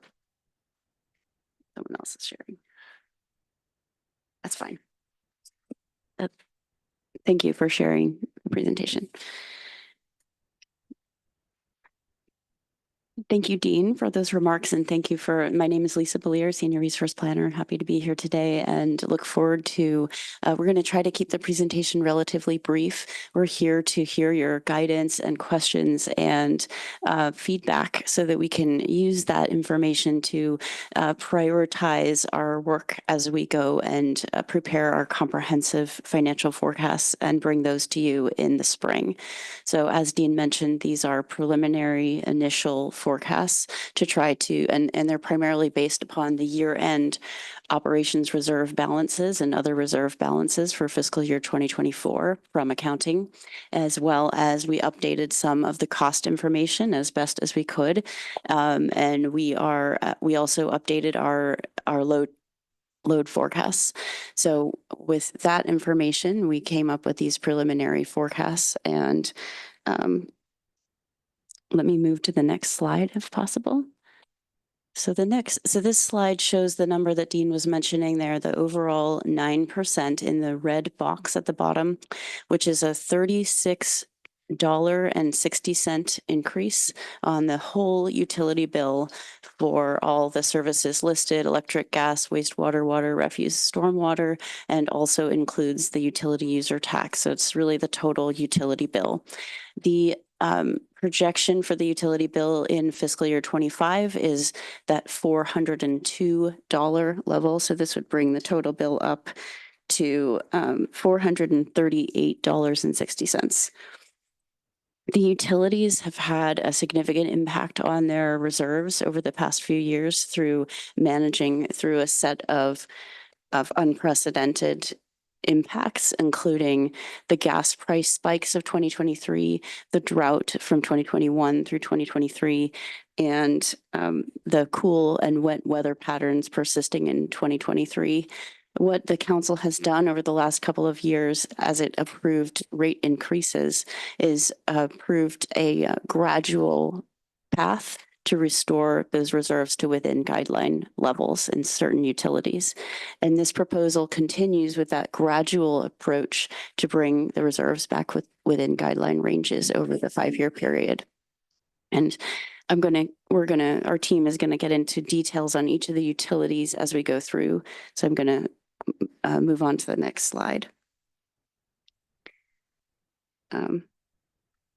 So we have cost containment as a high priority for the utilities department, and the 3 slides here address ongoing, past, and upcoming cost containment examples and efforts.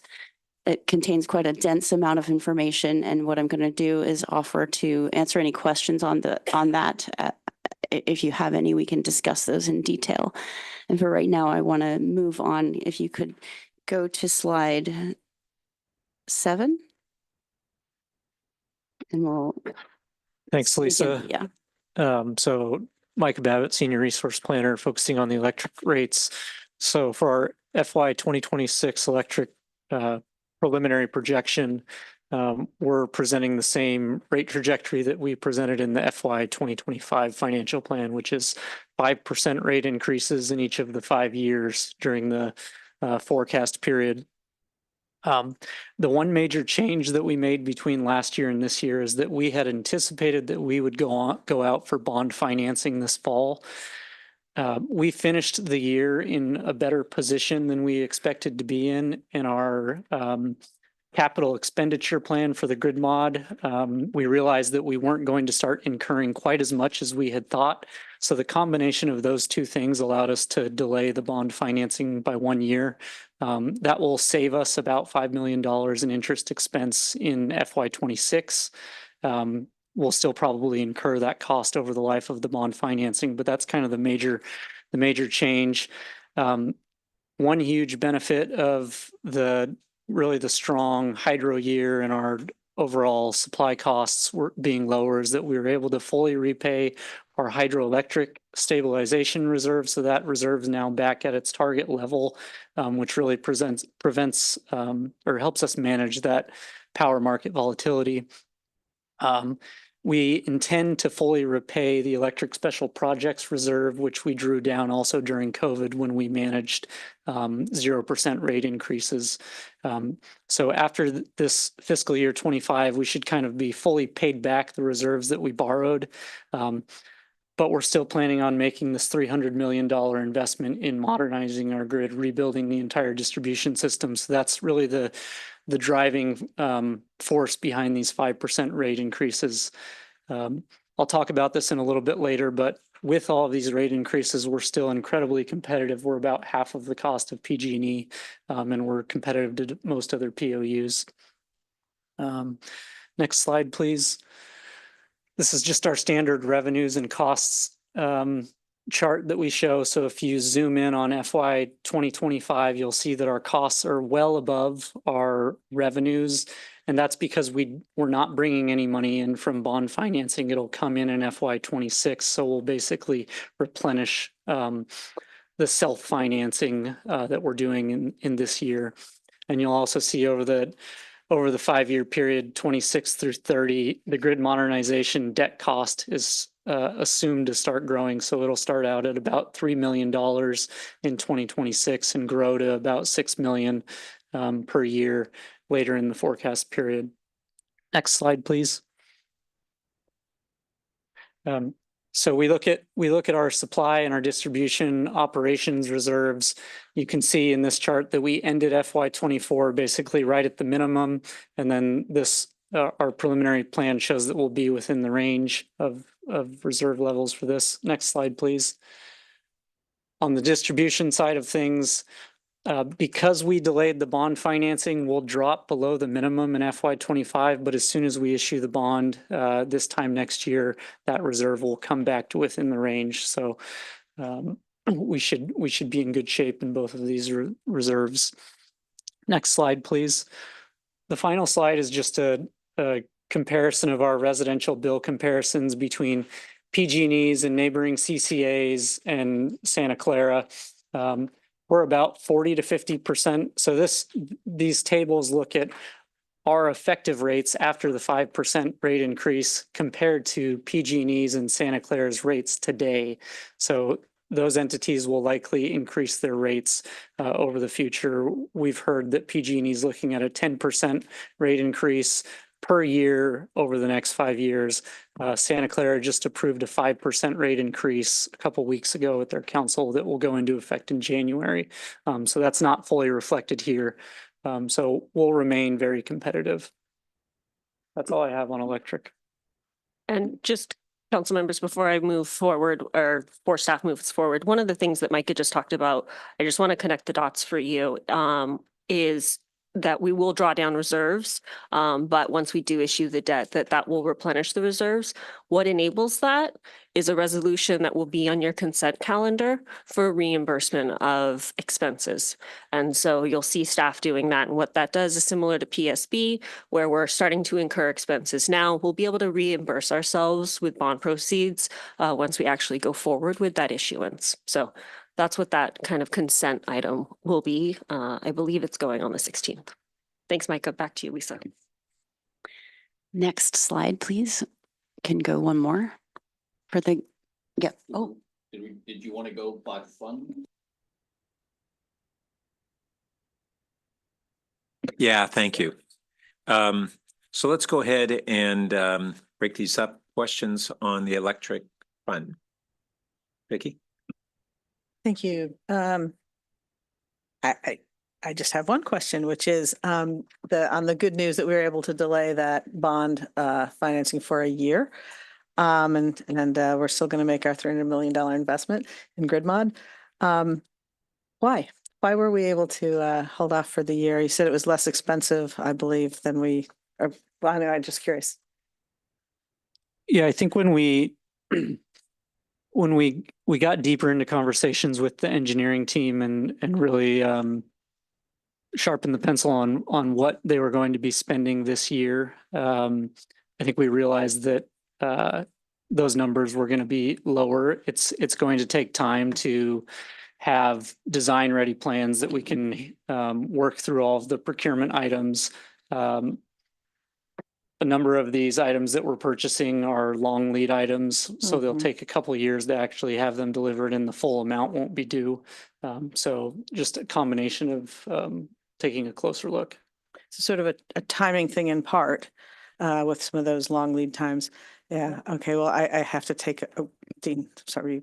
No, I was just going to take a momentary digression to say that, as I mentioned to you, that I happened upon the grid mod project in process, and it is amazing to behold. And so I think as that goes to the city, people will see what they're getting. I mean, it's not just like on your bill, it is in your front yard over. It is amazing to see the work that is being done. And I think the awareness will grow. And so thus we hope the appreciation for that will grow.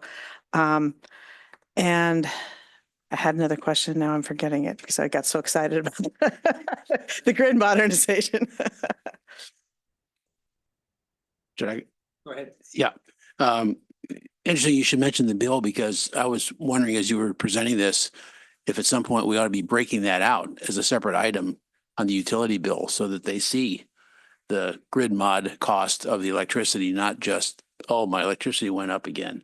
So that, because of that exact thing, we're promising and you go outside in certain areas, you're going to see it. Yeah. And my point was actually related to that, which is that, you know, what's happening now is our pilot. So it seems like we're learning not just, you know, physically about it, but fiscally about it, which is the point of a pilot. So I guess the question is there anything besides being able to delay this year that we've learned fiscally that would adjust our thoughts and anticipation about the financial side of the grid modernization project? Not that they necessarily expect any, I'm just curious because that's what pilots do, is elucidate things. I don't know if I'm best positioned to answer that. Dean, you or Alan? So I don't think there is. And the reason for that is that, you know, we're actually just putting in larger poles, replacing poles, larger transformer portions of it that you're seeing. As Micah was mentioning earlier, is that, you know, I think another reason that we sharpened up our pencils, just not from just lead time, but a lot of that work that we were planning on doing up front was going to look at the substation work where folks would not be able to see too much work that's being done. But as we saw how much those lead times and the materials and the substations don't need to be upgraded as fast as the grid mod is moving forward. So we decided that we think that it's probably slow the substation work down. As he mentioned, we'll probably save that 5 now, but we'll see it being spent later in the later years because that's really when we have to start upgrading on the substation portion of it. So I don't think that there's anything that we learned from the pilot standpoint. Because I think that if you simplify it, it's wires and poles and transformers and equipment. So I think that you know, that's kind of the bread and butter of the whole electric utility as a whole. So I think that, but I think though that the community will appreciate knowing that, you know, we are looking at end of life equipment that was starting to come to the end of the life at that period of time. As we mentioned, you know, this is a $3 million project, but I mean, 300, yeah, 300, but about 150 million of this is really already work that would have been done in the next 10 years. Yes. So we're just speeding this whole process up as we move forward with this. Yes, and we had talked last year or earlier this year about talking about it as the Delta $150 million project, not the all-in because of what we would have spent anyway. So yes, thanks for reminding us of that.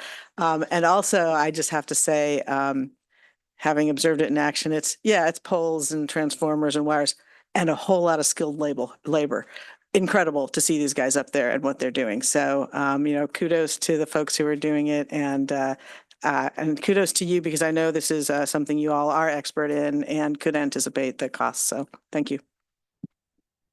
Okay, so I'll just finish up. I didn't quite understand the math on why it would still cost $5 million in debt service, even though we're postponing it. You said it would eventually still cost that. I think we'll still probably debt finance the same sum of money. Instead of starting incurring that cost in FY25, it'll start in FY26 and it'll just go a year later. So I see. I mean, the longer you can head off any rate increases for increasing costs, the better. Yeah. So yeah.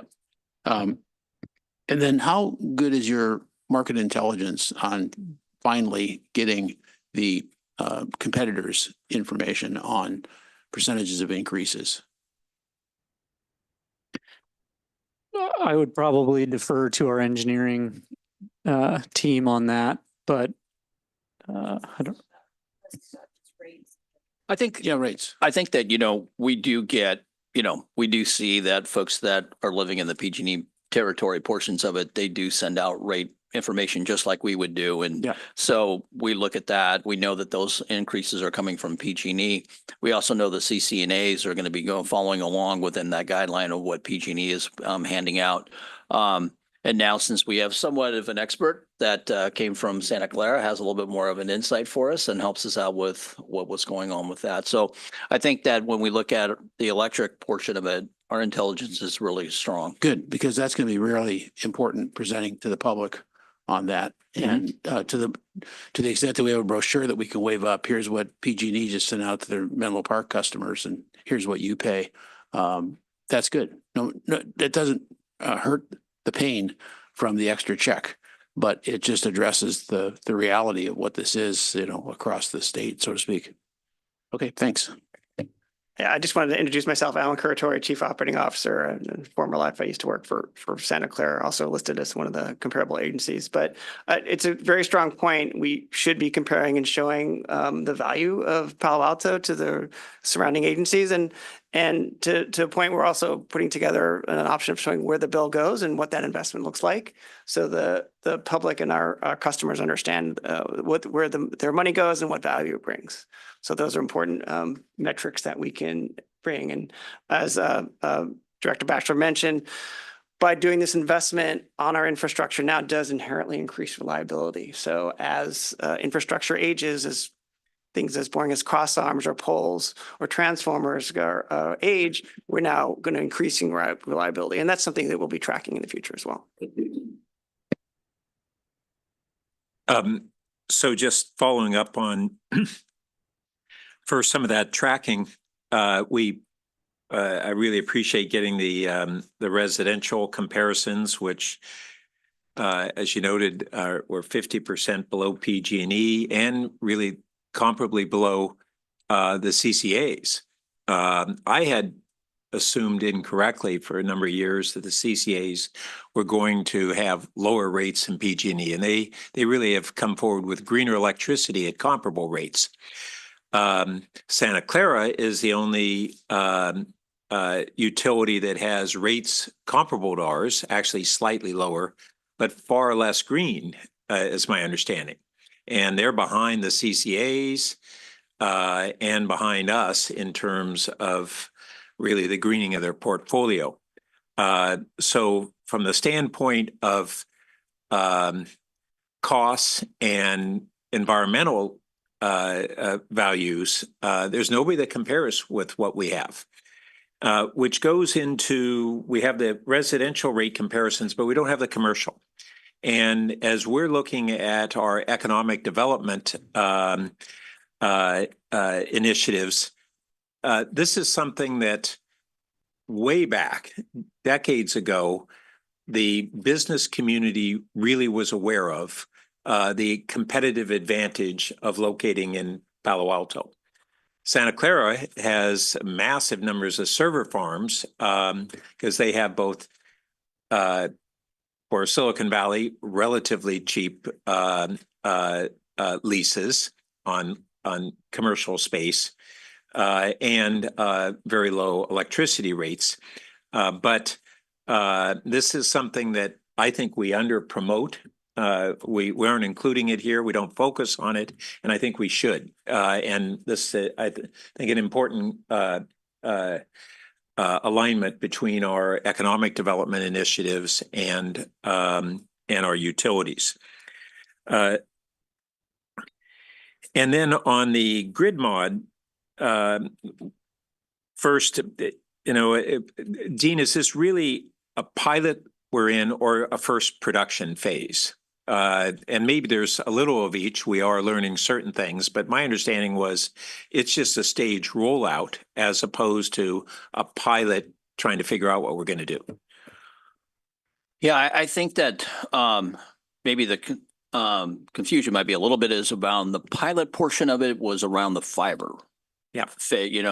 Pilot was going to be where the fiber and also electric phase one was going to be coming out in the same neighborhoods.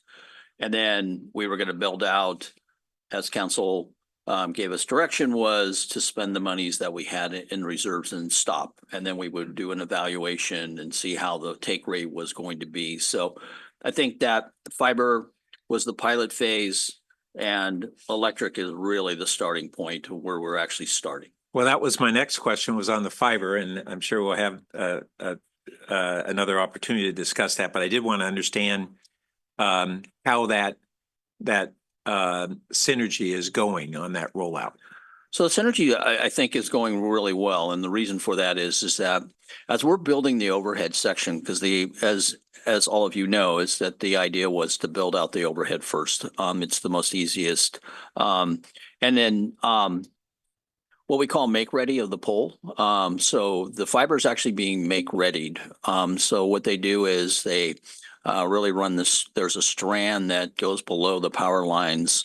And then the fiber folks come back and they just loop their fiber onto this strand piece. Instead of trying to go into the whole backyard again, they have to go back there, but just to pull the fiber in. That's all they need to do. It's not hours and hours and hours of work. So, so as we're moving through for this pilot, we're following along with the electric, and the electric is doing all the make ready work on the poles as getting ready for the fiber to be launched. And then I wanted to follow up on one of the points Vicky was making, which is out of this approximately $300 million project, we have the portion of that cost that we would have to do anyway, really because of equipment ending its anticipated life. I think we should break that down in the presentation very clearly. That says, here's what our baseline costs, business as normal, or however we want to describe it. That's 150 million or whatever that number is.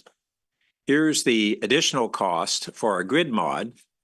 And then the grid mod has two major benefits from it: reliability and capacity.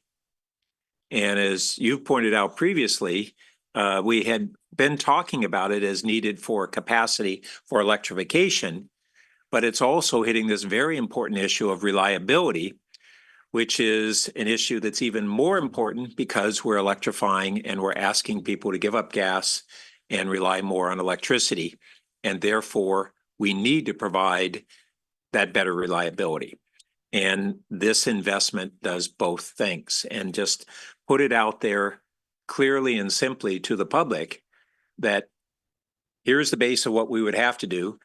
And then here's the delta of 150 million or so. And out of that, we get two big benefits. Because the public, we hear this refrain of where are you going to get the electricity and are you going to have the capacity? Part of that is a renewable supply question, but part of it is capacity.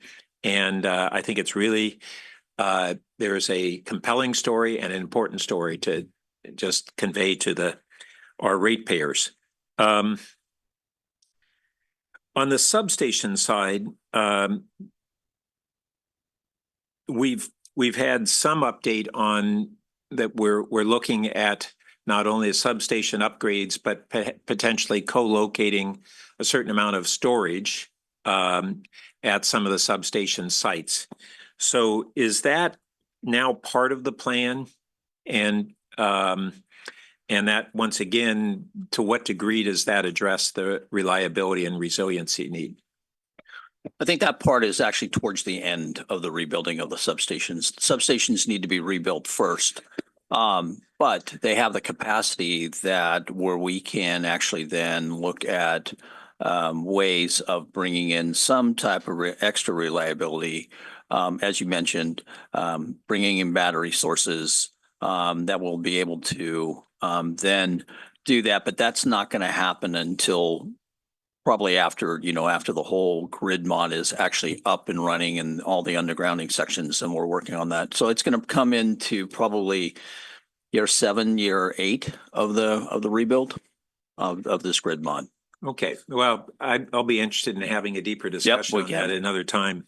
And then out of our cost increases, which I think it's pretty remarkable that in the coming years, we're looking at from FY26 onward projected 5% increases in electricity while we're doing this grid mod program and other initiatives.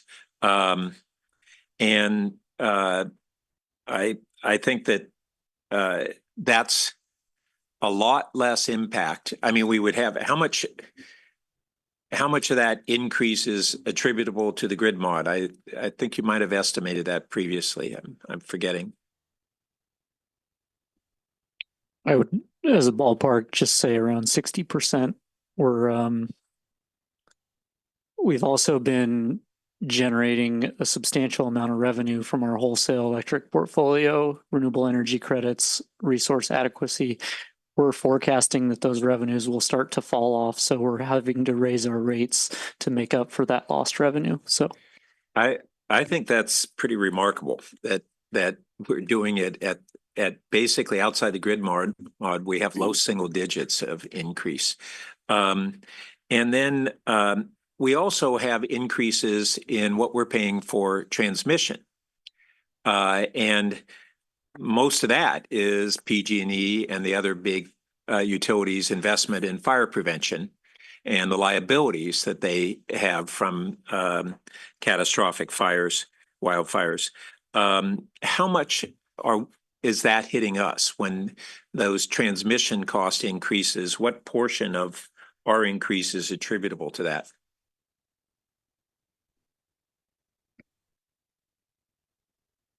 As a percentage, it's hard for me to put a number on it, but I think FY24, we spent about $30 million on transmission to get power to Palo Alto. We expect that to probably be 40 million by the end of this period. So it's a sizable increase. It's something that we've planned on for my entire time here. And our remind me, what's our total electric utility budget? The total supply and distribution, our revenue requirement in FY25 was 165 million. We also have non-rate revenues that get us above that. As a ballpark, you could think of 200 million. It's fluctuated quite a bit in the last couple of years. So over those several years, 5% increase is attributable to that. And in recent years, it's been something like that already, right? Yeah. Yeah. Good. That's very helpful. And lastly, I should have asked this in the last item, but it relates here. In our long-range financial forecasts, are these rate increases built in to the utility users tax revenue?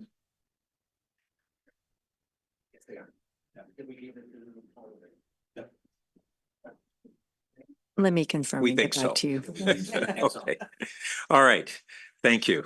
They are. They are. Yeah. Okay. All right. Well, I guess I would say that it where we stand enables us to make whatever additional investments we need to make to really bring our electrification program, continue to move that forward while being incredibly competitive. I wish circumstances allowed us to be so favorable on all of our utilities, but that's just not the reality. But nevertheless, as we are moving toward electrification, happening to have exceptionally low rates for California with exceptionally green electricity really puts us in a very favorable position. Unfavorable when people want to put in solar locally because the return on investment's lower. And yet we have high installation. All right, thank you. I guess that's ready for the next one. Okay, if we can go to the next slide. Chair, out of the intent this afternoon to get some preliminary feedback from Finance Committee, so we could bring this back in spring, may we take all the presentations at once? Thank you. Okay. Okay, so with the gas, the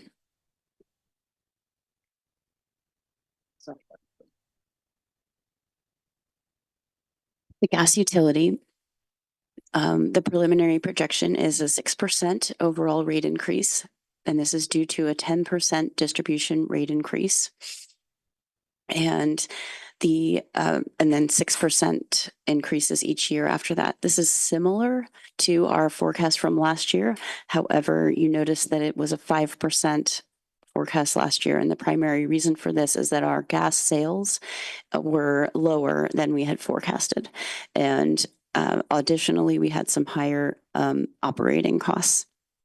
So we've taken those into account and updated our forecast, and it's a 6% increase each year. On the next slide, please. I wanted to point out that the gas utility received a recommendation letter from the U.S. Department of Transportation, Pipeline, and Hazardous Materials Safety Administration for a grant funding. And you can see that in this chart reflected in the orange bars in 2026 and 2027. There's anticipated approximately 16.5 million in grant funding, and that will be that's reflected in those orange bars in 2026 and 27. And in addition, we will be proceeding with the same amount of rate funded main replacements, and that's also reflected in 27 and 2027 and 2029, which are the construction years for those projects.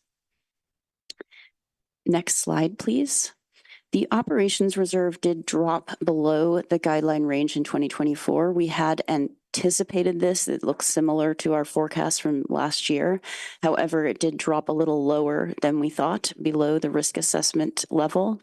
And part of the reason for that is because we had some costs from the gas price spike in 2023 that were not passed through to customers, and they ended up being affecting 2024 instead of in 2023. And we were expecting that, and it just was a little bit lower than we thought, primarily, as I mentioned, because of the lower gas sales than our forecast included. However, we expect the reserve to recover to within the guideline range in 2025 and for the remainder of the forecast period. Next slide, please.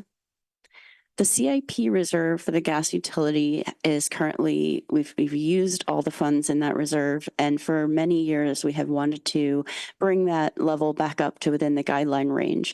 This forecast does that over the 5-year period, again, that gradual increase so that it allows us to complete our capital work and get back within the guideline range within the 5-year period. Next slide, please.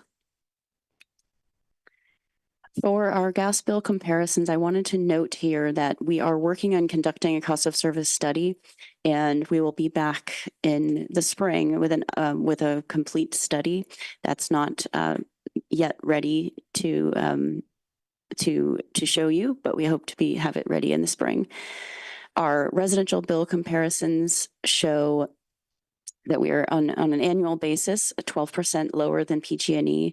And on our commercial customers, the G2, that rate is for commercial and multifamily master metered customers, and those are higher than PG&E at this level of usage, and also for the large commercial, we're higher than PG&E. So that's something that we're taking a very close look at as part of our cost of service study, and that we'll be ready to discuss further with you at that time when we bring that study forward in the spring.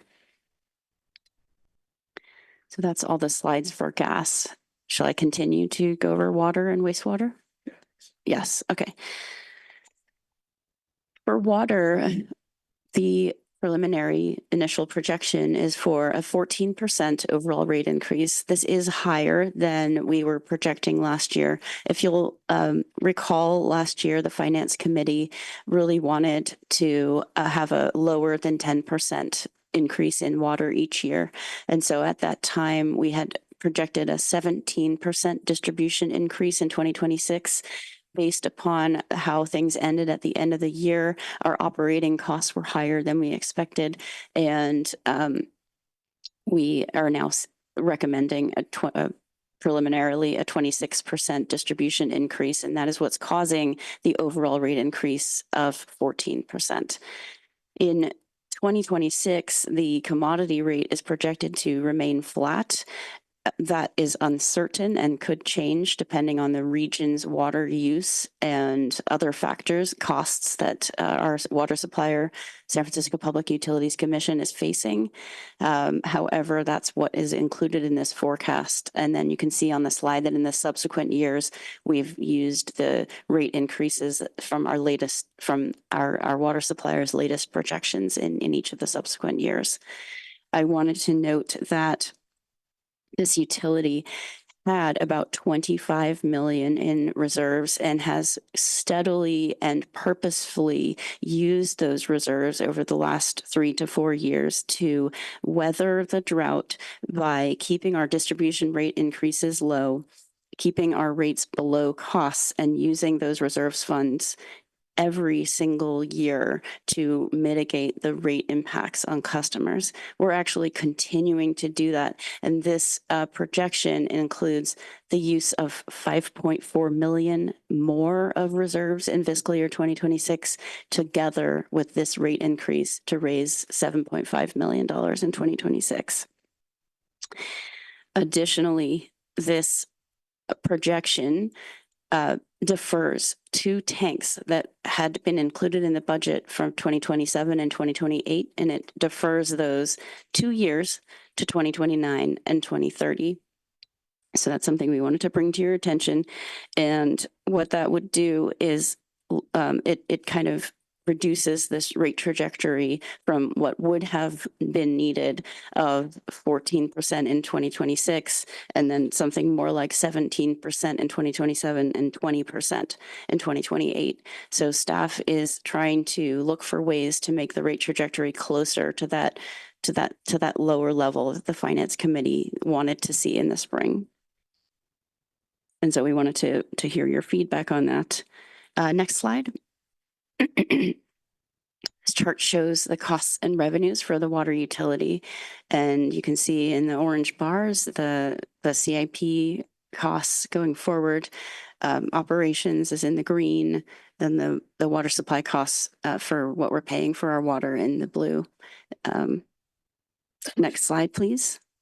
Oh, sorry, before you go on to the slide, I wanted to point out, you can see in the red line at the top that the revenues are going down in 2021, 22, and 2023. They're starting to increase back up in 2024, and we're expecting that they will continue to increase, both with sales returning to a more normal level after the drought and also with the rate increases. But you can see that that revenue is well below costs for 2022, 23, 24, and 25, and 26. And then we'll begin to restore the reserves, replenish the reserves in the later years. And the CIP reserve, and the next slide, please. Again, where this kind of shows one of the reserves that we're using the funds from appropriately for CIP, and we would be drawing on the CIP reserve in fiscal year 25 and 26 to pay for the sorry, this is the operations reserve, and we're drawing on the operations reserve in 2025 and 26 before we are able to restore it to within the guideline range in 2027 with this rate trajectory. Next slide, please. This is the CIP reserve, and it's similar where we're showing that it's within the guideline range now, and we would need to draw it down below the guideline range in 2026. Next slide, please. This is our water bill comparison. What we've done here is compare with the usual cities that we compare to across all of the utilities, the cities that also are supplied 100% through the SFPUC are shown in bold, and those are Redwood City and Hayward. I wanted to also note that although Palo Alto is above the comparison city average, when we did do a study a few years ago and looked at our comparison cities, a different comparison city group, we compared ourselves to all of the other cities in the Bay Area that do rely 100% on SFPUC, and found that we're actually lower than all of the rest of the cities. There's about 8 of them, except for Hayward and Redwood City. And that's one of the things that makes Hayward and Redwood City good comparisons, is that they have lower rates. Maybe we can learn some lessons from them on how we can keep our rates low. I just wanted to point that out. Next slide. Okay, wastewater, and then we'll go back for questions. So for our wastewater utility, our preliminary projection is for a $10 per month increase for residential customers, which is equivalent to 18% in fiscal year 2026. This is higher than we had been forecasting last year. And it would bring the current sewer charge from $55.93 up to $66.03. And I wanted to note that even with this $10 a month increase, Palo Alto's sewer service charge would remain 6% below the neighboring community average. So, and that even assumes that the neighboring communities don't increase their rates, because we are not really projecting what they're going to do with their rates. We're just conservatively assuming that they keep them at the current levels. The wastewater utility has 2 main costs: treatment and the cost of the collection system. So maintaining the system and running the system, and replacing the pipes. And I'd like to just take a moment to talk about some of the deferral of costs and cost containment efforts that both sides of those costs have undertaken. While we're here on this slide, the collection system. A couple of years ago, you'll recall that the council approved a plan for a sustainable rate of main replacement, and that was to allow the utility to replace an average of 2.5 miles of main annually. And that would allow the utility to replace all the remaining sewer mains before they're 108 years old, so within their lifetime approximately. And last year, the costs were higher than we forecasted, and revenues were lower than we forecasted, and we brought forward the idea of deferring the majority of those projects, the first main replacement project in fiscal year 26, to begin that first larger main replacement in 2028. And so this forecast continues with that approach. We are deferring the first large project in 2026 and doing it in 2028, and that will allow us to replace those mains, the remaining mains, within the lifetime of about 110 years. So we've deferred that first project. If we were going to go ahead and recover the costs to pay for that project in 2026, we would need to raise the rates by 60% in 2026 and then decrease the rates in the subsequent year. And so we knew that that would be unacceptable and looked for ways to defer those costs. Additionally, staff has deferred approximately $500,000 of a lateral replacement project in order to reduce the costs of the utility. In fact, the utility on the collection side is proceeding with only the most minimal necessary capital projects in order to operate the collection system, and that is what's reflected in this preliminary estimate. Additionally, I just wanted to remind you that the wastewater utility did borrow $3 million at the end of fiscal year 2024 from the fiber utility to address the low cash. And this indeed did keep the cash positive at the end of fiscal year 24. And it will be repaid in 2026 as a short-term loan.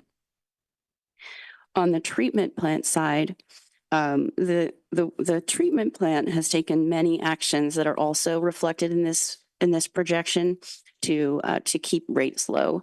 One thing that's new is that's reflected here is that they applied for and were awarded a grant from Valley Water, and so we'll be receiving approximately $11.2 million that will benefit Palo Alto residents and businesses, and that is a benefit and is being reflected in the treatment cost forecast here for specific projects that are going to be reimbursed through that grant.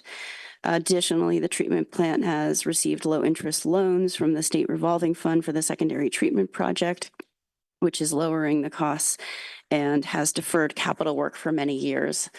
But now it's time to rebuild the plant in order to make sure that it can continue to reliably provide critical service 24/7.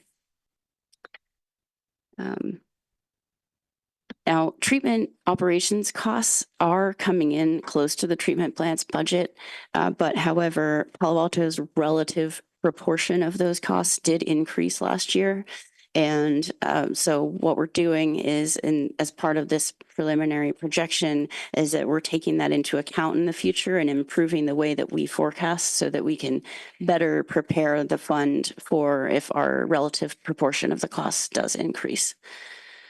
And that is reflected in this forecast. Next slide, please. So this slide shows that rate trajectory at the top, again, the revenue line in red, and then the collection and treatment costs. The treatment costs are in blue, light blue, and dark blue. And next slide. So for the operations reserve, as you can see, the operations reserve is very low. It was low last year, and because the costs were higher than we expected also in 2024, it is negative at the end of 2024. However, this is not impacting the utility at this time. We're planning to bring that operations reserve back to within the guideline range. As I mentioned, cash is positive, and this is a path to gradually restore the operations reserve to within the guideline range. And I believe the next slide shows a similar pattern for the CIP reserve. We have utilized all of the funds in that reserve and are bringing that up within the guideline range. By 29 and 30, it will remain within the guideline range each year. Next slide, please. So Palo Alto is below the comparison city average for residents by about 21%. Some of the other cities have already needed to do their rebuilds of their treatment plant. The other cities that are on this chart that show that also share our treatment plant are Mountain View and Los Altos, and so they were going to be facing similar pressures to Palo Alto over the coming years too. And then for commercial, Palo Alto is a little bit higher, 13% higher than the comparison city average. This is a more difficult comparison to do because not all cities segregate their wastewater customers into the particular three groups that Palo Alto does with residential, commercial, and restaurant. So we do the best that we can to compare across Palo Alto and the other cities. And, you know, same thing for restaurant. We're a little bit lower than the comparison city average on the restaurant side. I think that's the last slide. And with that, you know, we really look forward to your feedback and suggestions and areas that you'd like us to focus on, and as we develop our comprehensive forecasts in the spring, bring those back to you.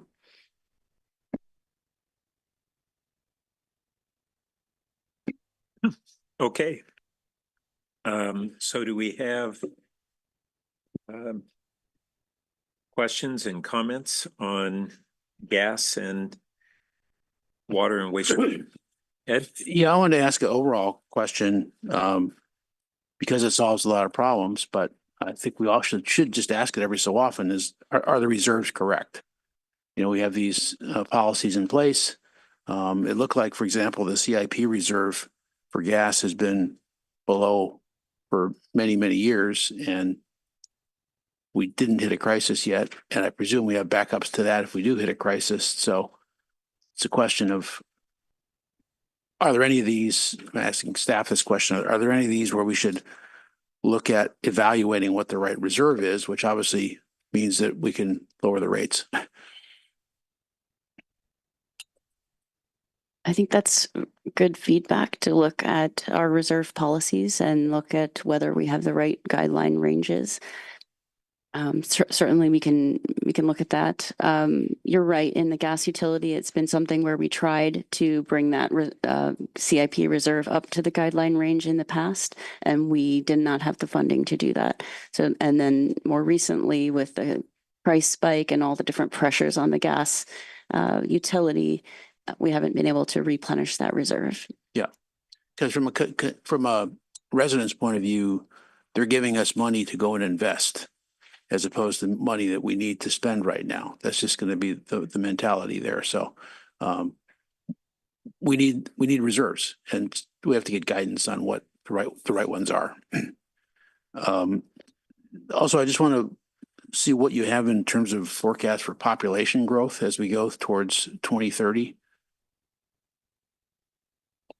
Numbers of residents that are going to use X amount of all these utilities. So we don't really look at it in terms of, okay, so for these forecasts, it might be helpful to talk about a specific utility, but in terms of our gas and water forecasts, I don't think we're using a specific number of population to forecast it. We are in the gas utility, we have a regression. We had a consultant do a regression and look at various factors. I'm actually not sure if they used population or different measure of growth.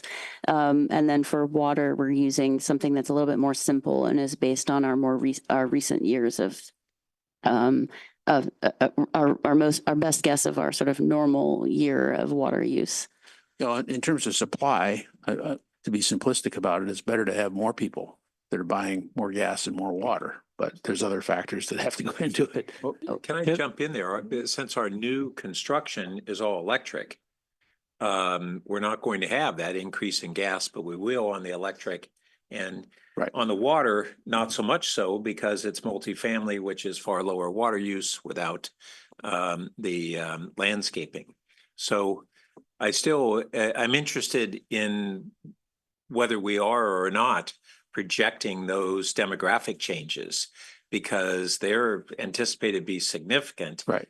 But they're not across the board. Right, exactly. Can I add to on the gas forecast? So Lisa's at a disadvantage because I did the gas forecast. And so this past year in fiscal year 24, we actually overestimated what our gas sales were going to be. So one of the changes that we made in this year's financial plan is we got more conservative on our gas load forecast, and we actually project that we will lose services over the 5-year period as part of electrification. So we developed kind of a base forecast, which we would have used historically. And then we also developed an electrification scenario where more and more customers are disconnecting. And we're looking at population, we're looking at economic trends when we develop a kind of a base linear regression forecast. But because we have such ambitious electrification goals, we're also factoring that in, and that's ultimately what is in this preliminary plan. Yeah. Yeah, that's what I was getting towards. Are we modeling the future correctly? That's really the question. Yeah, thank you for bringing that up. And I think that we need to take a close look at that. I mean, if you need more information for right now, we can share a graph that shows what our forecast is, but it basically, as Micah described it, and we're expecting the decline in the number of services and gas over time. Okay. Vicky? Yeah, I appreciate the question about the, are we right about the reserves of a few minutes ago? Because in looking at these rates generally, it's really, of course, the wastewater and water that jump out. And with the 18 and 14% increases. Now, with wastewater, we're still 21% below our peers, so that feels less bad. But with water, for at least a single family residences, we're 18% above. And I appreciate that, we've been depleting our reserves year after year, and you described that very well. But I do have to ask, I mean, you explained it well, but I want to push a little bit on trying to smooth out the 26 and 27 higher rates, because it does bounce back down after that a bit. Is there any way we can do that to ease the pain and the optics, honestly, on the water. I can start by saying that in order to do that, we need to look at reducing our costs. And really the only area that we can reduce our costs would be in our CIP. And then one of the main projects in the CIP is a main replacement, water main replacement. So I don't know if that's the project that we would need to reduce, but we'd need to be looking at reducing that, reducing our CIP budget, most likely. And to the tune of, if we want to keep the rate to below 10%, then we need to reduce that budget by about $4 million in 2026. And that would be deferring, and I assume the reason we're doing the replacement is the end of life situation, or we're already in I don't know what the right word is, a situation where we need to do that. Yeah, I mean, we're prioritizing our work and doing the most important main replacements, and so there can be also costs associated with deferring those. Yeah, and I think precarious was the word I was looking for. We may already be precarious, and of course, if we don't want to pay more later if we defer it and have an incident that requires expensive action. But I think that's the one where I would, if there's one that gives me pause, it's telling that to our residents. So I don't know if there's more of a story there that we think we can put around that, but that would be something I'd be interested in sharing with residents. Yeah, maybe I can opine. I think as Lisa mentioned, that we are taking a look at our storage reservoirs in terms of the seismic retrofit. Are they the right sizes, especially as we go up to the foothills in terms of the capacity where we need? So is there any way to look at optimizing that as well? And when you look at our water utility system, you look at the age of the system, the age of the pipelines, the materials when they were installed. You really want to keep high reliability for the water system. It's for our fire protections, it's for our basic services. So there is a balance act there. But that is, well, we need to probably tell our story a little bit better in terms of the justification and how we're prioritizing our projects. But there are, systems that are put in place in the 50s that are frankly at their end of their useful life and the materials that need to be replaced. So, we do not want to decrease reliability. I think one of the things that I've seen here at Palo Alto is that there's a high value seen on the water utility side. So we do want to maintain that and maintain the confidence they have in our system. Yeah, thank you for that. And I do think that one of the nice things about water is what you just said. People do appreciate it. It's not sort of subject to the climate debate, so to speak. I mean, there are some aspects of that, but not in the same way that gas and electric are. But I do think that messaging around it for this one in particular will be very important. Thanks. Yeah, that's the one that you should take a particular look at with respect to those reserves. I think you said there's 5.3 million in there now, 5.4 million. I just don't see 14% increases as being palatable to the council. Let me ask a question I should know the answer to, but when on slide 20, where we have water supply, does that include what the investments SFPUC has put into their through their capital program, and then that's now baked into the supply number? Basically, yes. This is the rate that we pay per unit to pay for their revenue requirement, including their capital and operating costs. Yeah, but then, I mean, big part of that story is the huge investment that they've made over the last now dozen years or more, along with some additional investment. Although I was struck that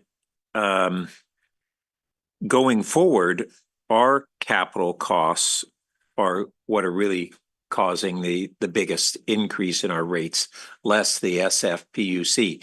For the last dozen years, it was SFPUC's increases that really drove our rate increases. Now we have to invest in our capital system. Yeah, thank you for bringing those things up. And I just want to note that the CIP budget does move around a little bit from year to year. But on the whole, compared to last year, it's actually very similar. It's kind of a static total budget compared with last year. What we have seen is increases on the operating side that we are continuing to investigate and look into so we can fully understand them comprehensively and develop our forecast recommendations fully. So you'll see that that green bar is increased a lot in 2024, and for that reason, we're also continuing to increase that as we go forward. Well, first on the capital side, when I look at that orange bar, with the exception of FY27, it's compared to, you look at 2018 through 2022, it's almost double. It's around that. So it's a big increase there. But as you said, on the operations side, maybe not on a percentage basis, but on absolute dollars, it goes up the most. Tell me again what's really driving those operational costs increases that are so significant. Yeah, and it's a little bit complex, so it's something that we're continuing to look into until we can comprehensively come back to you with a full answer on that question, to be perfectly honest with you. But for right now, the main drivers I think are some administrative costs, salaries and benefits, and certain specific costs that came in higher than we thought, like vehicle replacement. Okay, I hear it categorically, but I'm scratching my head why it's jumping so much. So I think that would be something that we'd like to really understand more. And then when you spoke about those rate comparisons and you mentioned that compared to the range of SFPUC customers, we're not out of line. Compared to our other utility comparisons, we are. I think it'd be really valuable to have both references. The standard set of cities we compare ourselves to on all utilities, but then a comparison to SFPUC customers. And good news, bad news is that by being with SFPUC, we get two real benefits. And I'm not sure that people know that we have just better quality water for drinking. Downside, and I often will say, yeah, we get Crystal Geyser quality water out of the tap. The bad news is we're watering our lawns with Crystal Geyser quality and expensive water. So the other benefit that we don't really, I think, explain well enough to folks, when we get droughts and we get state cutback mandates, there's an assumption that is being driven by SFPUC supply limitations. And the reality is that SFPUC has the best supply reliability in the state. And I think we really want to make sure that our ratepayers understand that they have actually better reliability through droughts than other municipalities that aren't relying on SFPUC and paying this premium. So we do get those two big benefits. I wish there was a way that we could have two water supplies, one for our landscaping and toilets and one for our drinking water, but that's not feasible. Okay, and then on the wastewater, I was struck that I had assumed that our biggest increases would be from our share of the rebuild of the treatment facility, kind of once in a 2-generation rebuild. But really looking at the slide 26, once again, it's our collection capital and related debt versus our treatment capital that's going up so much. I was surprised that massive investment is not the big driver on our cost increases, it's collection. And I guess that's a reality. It's just something that is not what I had assumed. I also just want to note on slide 29 where you had that commercial comparison. It's just astounding the different residential rates between Los Altos and Redwood City. It's almost a 4x difference. We're kind of in between, but boy, there's some goofiness going on there on one or both sides of that. We look like we're fairly balanced in there, close to the neighboring community average and in between, but boy, a couple of those cities, I wouldn't want to be a restaurant in Redwood City, but I might want to be in Los Altos. And then lastly, on the other agencies, I think last year when we were looking at the capital investment, we were seeing that really the other public-owned treatment works plants in the regions are also going through complete rebuilds at different time, roughly the same time frame and not identical timeline as us. And as a result, their rate increases are projected to go up significantly as well. And I think that'll be as we get some of that information, I think that's important to share with folks, and the story of why we're all in a period where these plants were built, call it 50 years ago, and they're having to be rebuilt. And it's once in every 2 generations that basically this is happening. Okay, that's all I had. Do we have any members of the public who want to speak on any of these items? No public comment. Okay, lucky us. For the time being, we'll hear about it through other sources. All right, so that is there no real action on this one? This was just a preliminary review. Okay, great, thank you. That leaves our final item, which is first quarter fiscal year 2025 financial status report. No problem. Hello, Chair. This is an informational report, so staff did not prepare a presentation. Oh, that's just informational, yeah. Right, and so we're here if you have any questions. Thank you. Okay. Any questions on the informational item 4? None? All right, and then let's just review our upcoming meetings a little bit. Well, Chair, this is actually our final meeting for this calendar year. Here, yeah. So congratulations to the committee and thank you, frankly, to the committee for navigating the last 12 months with us.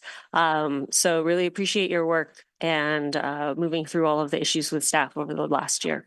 But aside from this year and this committee composition, I just want to go over briefly what's upcoming finance committee items for January.